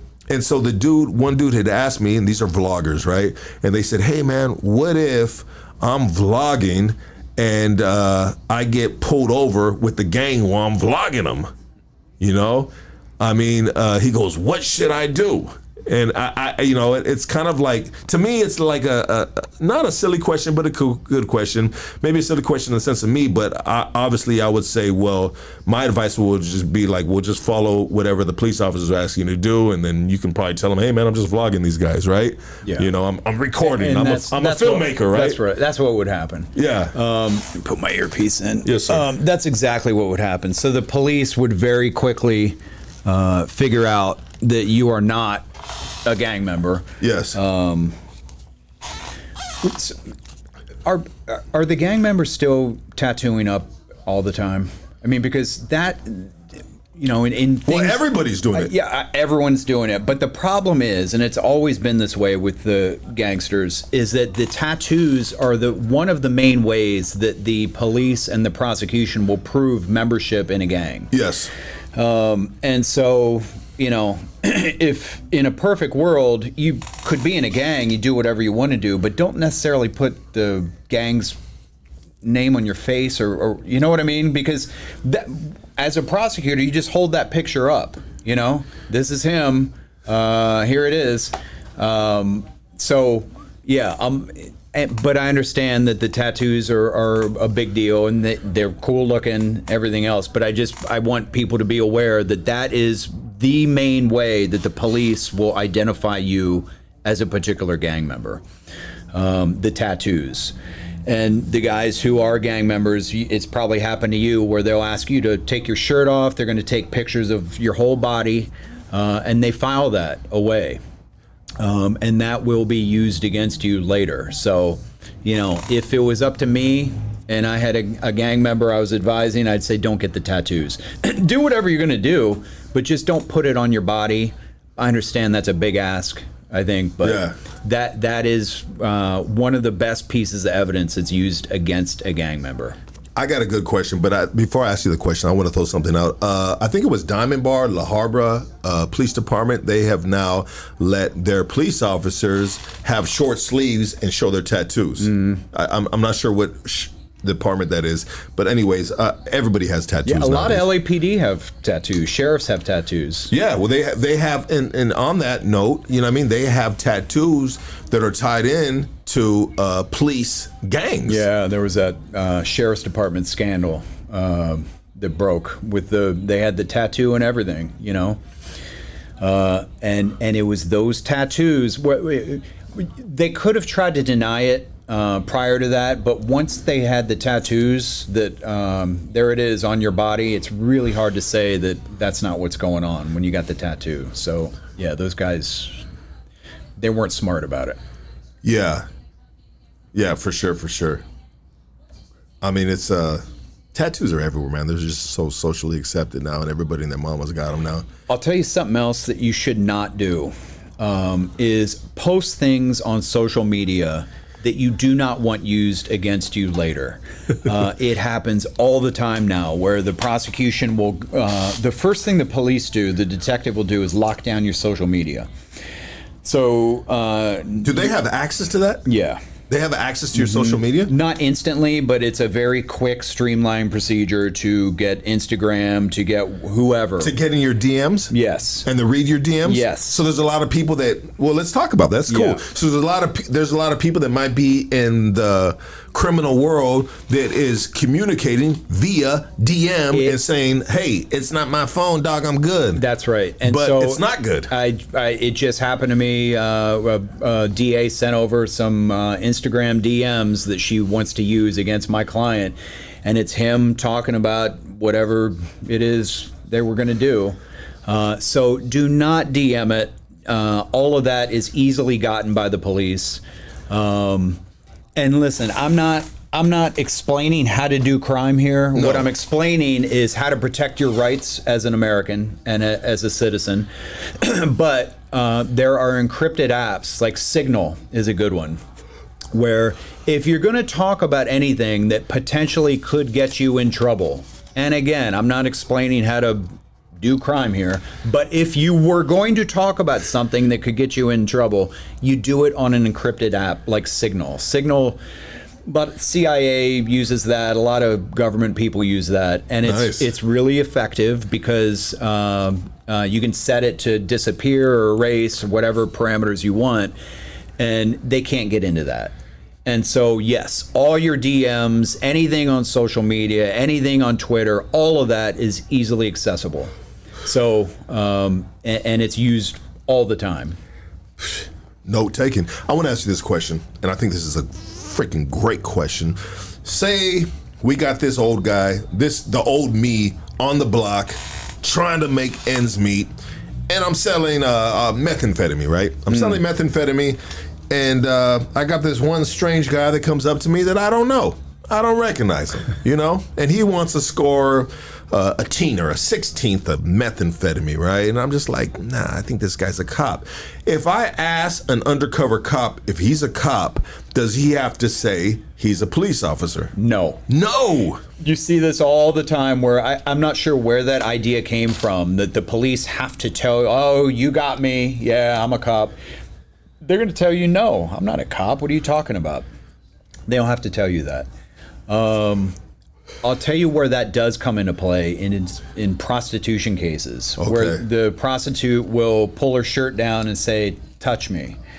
And the police will not do that. And so then she knows. But in the context of what you're talking about, where it's a verbal, hey, are you the police? He doesn't have to tell you, yeah, you got me, I'm the police. He's Yeah. going to lie to you. Yeah. Which, again, he's not a bad guy. He's not a bad cop. This is police work. That's how it's done, you know? What do you think about the movie Donnie Brasco? You seen the movie Donnie Brasco? Not in a long time. It's with Al Pacino and Yeah, it was a classic, huh? And with what's his name? Come on, help me out right now. Pirates of the Caribbean, Johnny Depp. Johnny Depp, and it's and the dude, he's kind of like, you know, he's an undercover.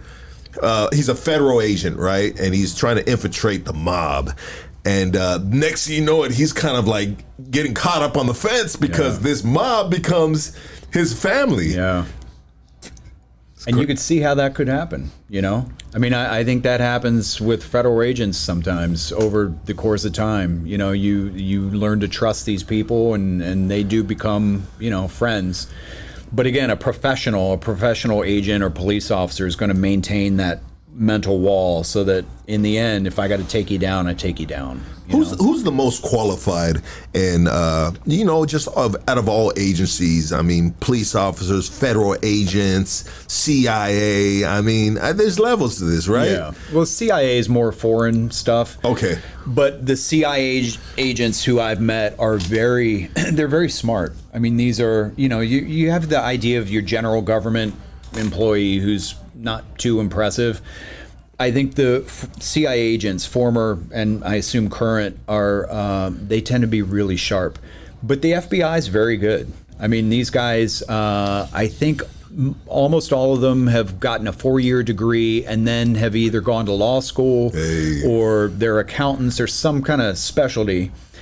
And so, and they're good. They're sharp. And you know, obviously, and it of course it's this way, the qualifications to be a LA sheriff aren't as high. These guys are good, they're smart, but the FBI is definitely a cut above, for sure. Yeah. Absolutely. It's that idea we talked about before. When you're federally fucked, you're fucked.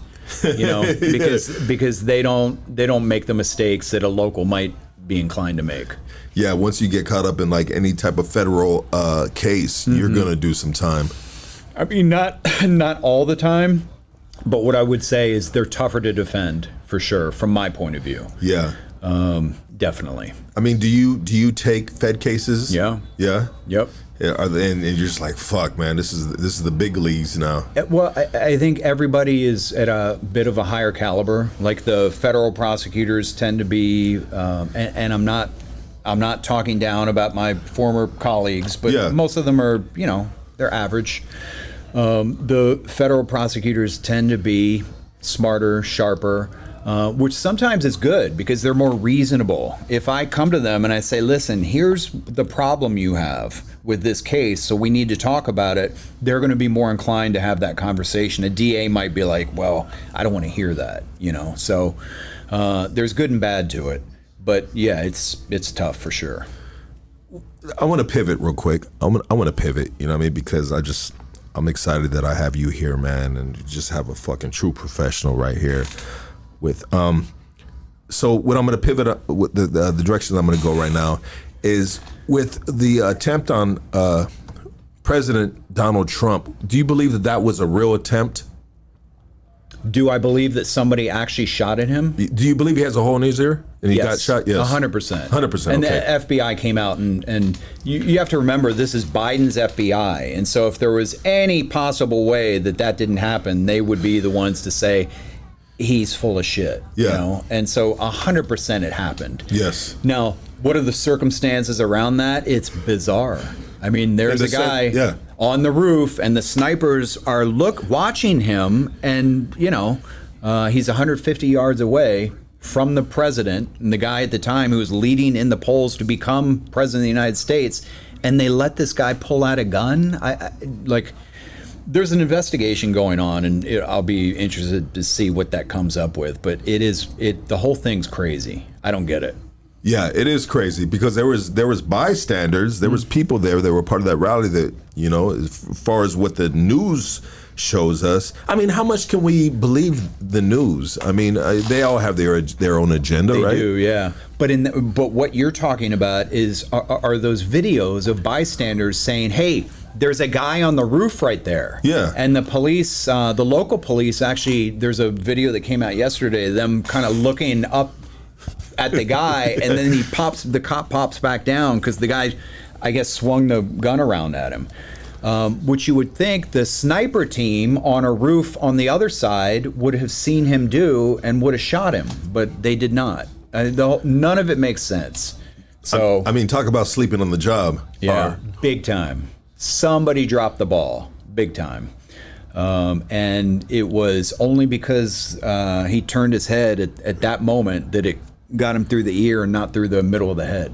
You know? So with the climate that we're living in right now is just, man, we are in like really, really like trying times in regards to just history, right? The wars that are going on, the adversity with Russia, China, we got the Middle East, Iran, Israel, I mean, so on and so forth, right? Yeah. There is so many moving parts right now, and now we have a presidential election that's coming up, and we have Kamala Harris, the front runner for the Democratic side, and we have Donald Trump, Republican side.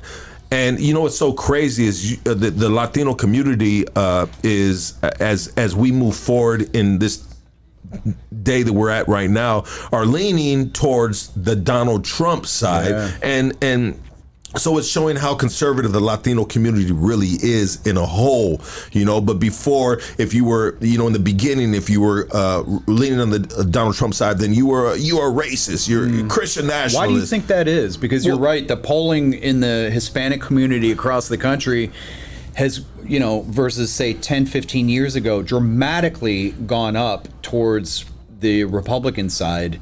And I wonder why that is. Why do you think that is? Well, I think the reason why I think that is you know, is probably got a lot to do with, you know, a lot of Latino communities are, you know, their fathers, you know, their mothers, and it seems like, you know, the Democratic side was taking some rights from us in regards to the control of maybe some of our kids in schools and stuff. And, you know, there's a lot of different, there's a lot of different levels in regards. But you know what? I don't know. You know, it seems like maybe the left side is leaning too left, you know, in regards to maybe furthering themselves away from the Bible.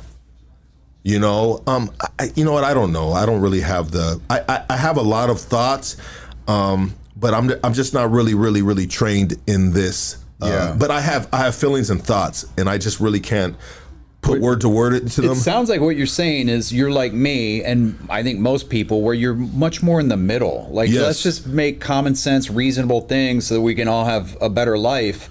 But that's not where we are as a country now. You're either on this far side or that far side, and I feel like most people don't really want to be part of either of that. Exactly. You know? I think so too. Yeah. That's how I feel. And so with that said, you stated now and you stated before that, you know what, you know, you're an independent, you know, and there's probably things you believe on both sides, and you pick and choose. You don't stand too hard, too rigid on either side. But when it comes down to, what do we have, a couple months away for the presidential election, and you have Kamala Harris or President Trump, I mean, you know, can you talk about what side you are going to lean towards? I can't vote for Kamala. I can't do it. Yeah. You know, the thing I liked about Barack Obama, who I voted for twice, was that he just seemed like a normal guy who was very smart, and you had confidence that whatever decision he made, you may not agree with every decision he made, but it's going to be well thought out and from a good place. A sound decision, yeah. Yes, sound decision. And I think that's all anyone wants in this country. I don't have to agree with you on everything, and that's fine. That's our system. But at least have a good decision-making process and get to something that you can say, hey, I think this is the right way to go. I mean, Kamala, she was, attorney general. She was awful as an attorney general in California.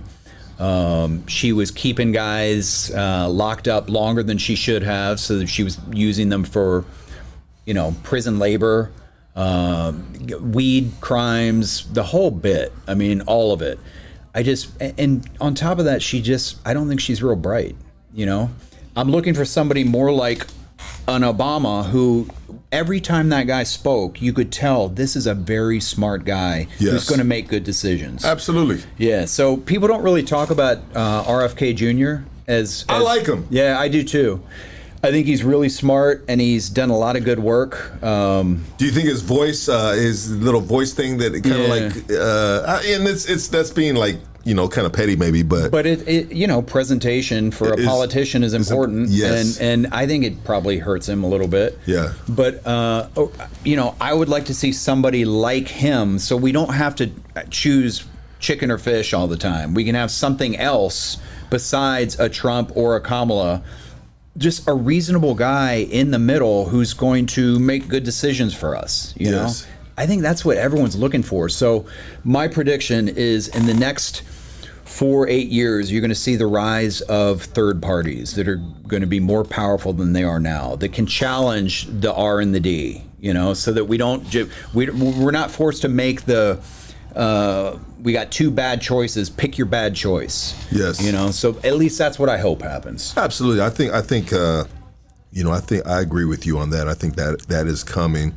It's going to give people the third option, and I think the third option is kind of like a neutral option in a sense of, you know, I mean, get the best of both worlds. Best of everything. Yeah, that's right. The best of everything. That's right. Yeah. And so you're leaning towards Donald Trump right now. Well, I think in California, it doesn't matter who you vote for because Kamala's going to win. I mean, we live in a blue state, and there's, you know, what I vote for are more local things. Like when I actually do vote for in an election, like, you know, legalization of psychedelics, for example. Yes. These ballot initiatives that I think, okay, this has a real world impact on our community and people that I care about. So that's a good example of something where I don't really get too into the presidential stuff, but on local stuff, again, like psychedelic legalization, I think that's really important. And so these more local, state-based, community-based things, I think we, as a voter, can have more impact than, okay, Kamala or Trump. You know what I mean? And that gets my attention. Absolutely. And you know what? Excuse me, we had a guest on here that said, don't worry about the president, worry about on local laws. They said that's what we need to focus on. Because that affects everyday life here, you know, and the quality of that life. The presidential thing, I mean, it's almost like a TV show at this point, a drama, a movie that we're watching. Entertaining. It's definitely entertaining, and I think it's going to get more entertaining the closer to November we get. But I think it's those local issues that matter more to us as citizens. But I think, you know, local, 100%. But on a global stage, we have a lot of problems. Yeah. You know, we got a lot of problems going on, wars. So who's going to handle the wars? Who's going to be able to go in and talk to these dictators, these leaders of other countries? Is it going to be who's the best person to put in the game? Is it Kamala Harris or Donald Trump? I say it's Donald Trump. Yeah, I mean, I don't even think that's debatable. You know, 100%. That guy walked into North Korea and sat down at a table across from that guy, and he said, "Let's talk. Maybe I can do something for you. He's a businessman. Yeah, let's make a deal. Let's talk." This idea that, we can't talk to them. I say we can fight later. We can always fight, but why don't we talk first and see if we can figure something out that works for everybody? Yeah, you scratch my back, I'm gonna scratch yours, baby. Let's come up with something. And so clearly he's the guy in that you would want. Let's go get a shot of tequila and a Modelo and fucking hit a strip club and figure this shit out. Donald Trump gonna do that. That's right. Donald Trump is gonna do that, bro. Yeah, he's gonna go to these motherfucking testosterone pumping dictators, these manly men that are running these countries. Yeah. He's the dude, bro. Yeah, because, Putin, or a guy like Putin or Xi in China, whatever you think of them, I'm not saying they're good guys, but they're not going to respect Kamala. They're just not, She's an empty suit to them. and they know that the real power isn't her. Whereas Trump, I think they probably know that whatever shot he calls is the shot that's going to get taken. And so we need to deal with this guy, and I think that's important to have a guy or woman. I'm all for a female president if there was a good one. Yeah. But I think you need that strong leader. And 100%. With Biden, I think I saw he's been on vacation for 40% of his entire presidency. They know they don't have it there, And let's be real about it. If you really, I try to analyze everything outside looking in.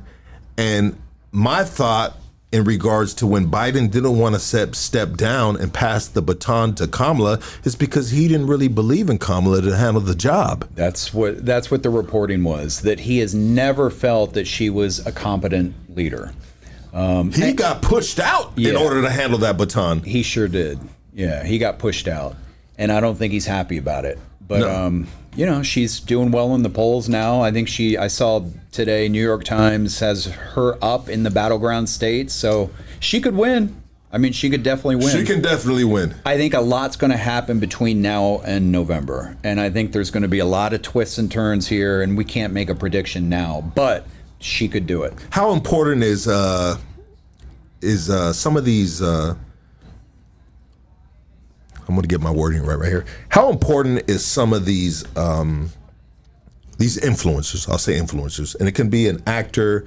It can be, it could be a musician. There's a lot of black rappers that are being straight out and saying, "Hey, Donald Trump, Donald Trump." It's these influencers kind of sway the vote a little bit, right? I think for sure. Like Beyonce came out for Kamala and threw a concert, and you can talk about whether or not that's a good thing that an influencer comes up and says, here's who you should vote for because I'm famous and I like them. But that's sort of American society now. And so I think... like who is Taylor Swift voting for? Yeah, exactly. Whew. Yeah. And there is, from the 18 through 25 age group, who Taylor Swift is voting for makes a difference, And again, maybe it shouldn't, maybe it should, but it does. And I think it's really important. And the Dems have that locked down for the most part. Trump does have some of these rappers, and his support in the African-American community is now polling-wise, double what any other Republican has ever done. So he is starting to get more traction in the African-American community, especially with black males. Yeah. Black females aren't really buying him. But black men more and more are. So, he's getting dudes out of prison. Yeah. With his criminal justice reform. You know? Dems didn't do that. He did it. So, it's almost impossible to say what's going to happen. But what we can say for sure is that it's going to be interesting. It's going to be a show, November, December, whoever wins is the loser's going to say they didn't really win. And I think we're going to have court cases, and it's going to be something. Yeah. Wow. That's going to be, we got something to look forward to, guys. That's right.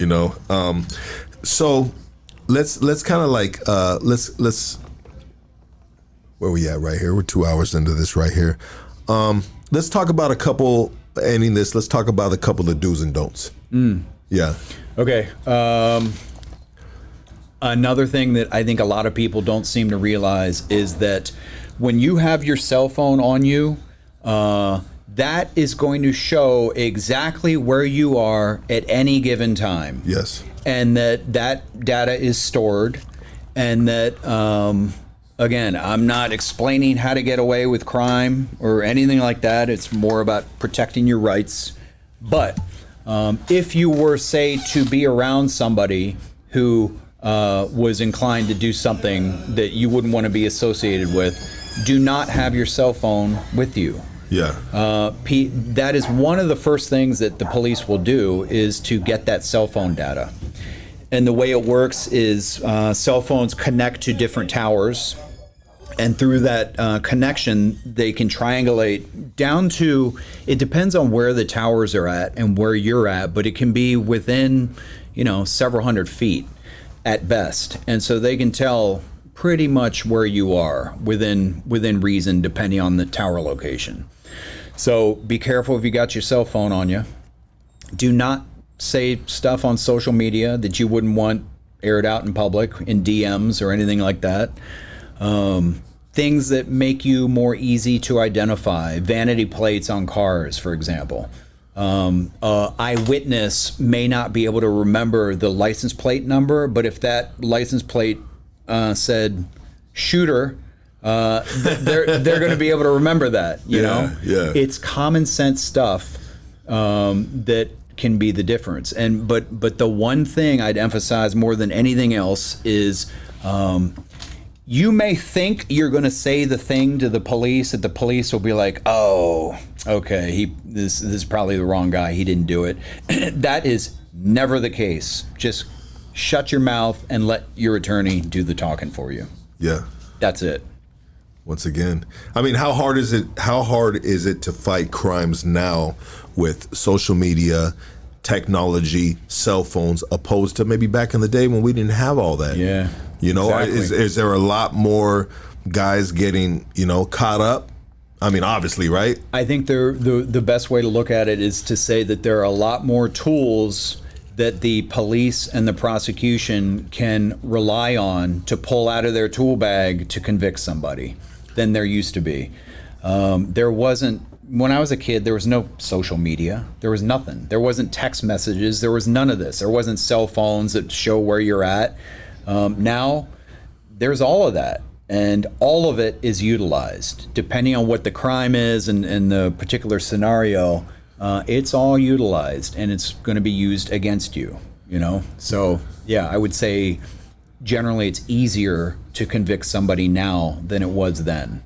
Again, depending on the scenario. So since obviously like you said, you've experienced both eras, right? Eras when we didn't have all that stuff, and now this era that we have all that and more, and it's just growing and growing as we proceed into the future. I mean, is it a better life in your, in your opinion? Are we moving forward to better life, or just more of a just kind of like we're losing our?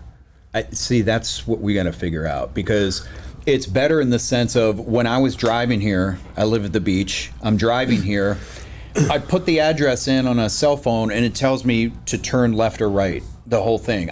When most of your viewers are a lot younger than me, but we used to get a book if you were in LA, and it had maps, and you had to find the right map for where you were going, and there's this map and then that map. Yeah. And so, it's access to information, and you just go to Amazon, whatever the dumb thing you need is. You don't have to drive all over for it. It's right there. You click it. In that sense, it's better. But in another sense, we have way less privacy now. These companies who give you a free service, you think it's free, but the reality is they're collecting all your data. Where are you? What are you Googling? What business are you in now? And they're collecting all of that, and they're then going to use that, for example, advertising. So I think society and government has to come to some sort of balance between privacy and convenience, and we're trying to figure that out right now. And it's interesting. 100%. Do you ever see yourself moving out of California? We just got back. We took a rafting trip in Southern Oregon. How was that? It was awesome. Beautiful up there. And if any of your viewers are looking for a place to go that's not too far away and they're out in the western U.S., Southern Oregon in the summertime, these redwood forests and the rivers, the people are cool. Nobody's asking, like, who are you? What do you do? No, everyone's cool. L.A. is very competitive and people are judging each other. And you realize that a lot of the rest of the country isn't like that, and it's really nice. But I could see myself in a place like that at some point. Absolutely. But on the other hand, a place like Southern California, we got it all. Yes. We got the weather, we got mountains, beaches, everything you want right here. So I guess you take the good with the bad. 100%. Yeah. I did a little road trip to Texas, then back, and I took a little, whatever. And it was a cool road trip, and I just couldn't, just going through Texas, New Mexico, Arizona, man. I was just like, man, there ain't no place like home. But we know what we know, right? That's right. We know what we know, but man, just in the sense of, if I want to go to the mountains, fucking go north. Yeah. You want to go to the beach, you go south. That's right. I mean, we have it good right here, bro. We got it made. And I'm like you, where my mom lives back in Maryland, and I'd like to go visit, but when I'm on that plane coming back and we're coming in on approach to LAX, I'm thinking it's good to be back, because there are very few parts of the country that have everything that we get here, especially that weather. February, weather's t-shirts. Beautiful. Yeah.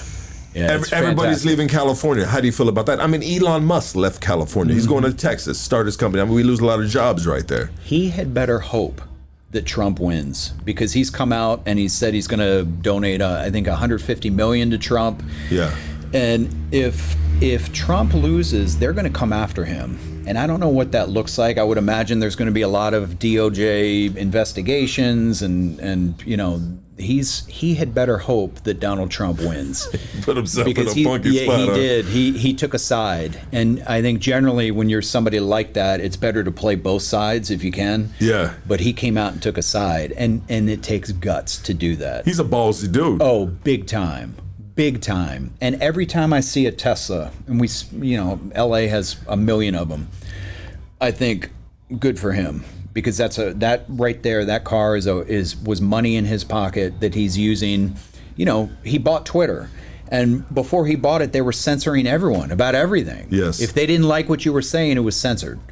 And he opened it up, so we can actually have a conversation. So yeah, I think he's got to be hoping that Trump wins, because it's going to be problems. Fuck, I never thought about it like that, but yeah. If you could sit down, this is my last question right here. If you can sit down with anybody in this world for dinner, who would it be? It might be Elon. Yeah, right? Yeah, I think it would be Elon, because I don't think there's anyone alive right now that has accomplished what he did. He started a car company, and it's now the top electric car, and one of the top car companies overall in the world. He's launching rockets into space where NASA can't even do it. NASA and the U.S. government hires him to put their stuff up into space. I mean, the guy is just sort of, you don't see human beings like that very often. And I think it would be really interesting to, over a few beers and a steak, to get in this guy's head and see what makes you different from the rest of humanity. Exactly. I think that would be interesting. He might be one of the aliens that we were looking for. He might be. UFC or boxing? I think UFC. Yeah, Dana White? You fuck with Dana White? I like Dana White. I think he's a good guy. Yeah. I don't watch too much sports on TV anymore. Okay. I don't know. I just I'm reading a lot, or I'm working out or something. What kind of books you read? A lot of philosophy. Yeah? A lot of historical stuff. I think it's interesting to see what people have done in the past and how that applies now, and a lot of it does apply. It almost always does. Yeah. The same things are happening over and over, There's certain themes that happen over and over. And I think that's interesting. But to be honest, I'm boring. I'm a boring person, and most of my energy goes into my clients. Yeah. So, yeah, that's what I spend my time on. But you're happy in life. I'm happy. Yeah. I mean, Dana White talked about, they were doing an interview with him, and they talked about the interviewer was saying, hey man, how many hours you sleep at night? And he was like, man, I sleep 4, 5, 6 the most. Wow. And he goes, the reason why I sleep so little is because I wake up to something that I love. Mm-hmm. I'm so excited to do what I do every day. And that right there is a fucking dream alone, because there's a lot of construction workers, there's a lot of dudes that are waking up at 3:30 in the morning just like, fuck, I gotta fucking make these ends meet. I gotta feed the family. And they really live in the fucking struggle, even though they make good money at what they do.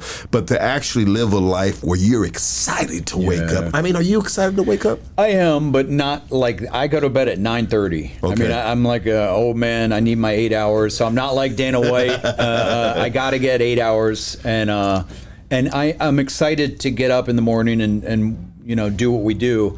But somebody like Dana White, where he built something from nothing. You know, yes. Sort like Elon, where these guys were whatever they had that, you know, most people don't have. Something special and unique, and so I can understand why getting up at 3:30 in the morning would be exciting for him. For me, I think I'm more of a 6:30 kind of guy. Yeah, 6:30 is I'll take 6:30. Yeah, absolutely.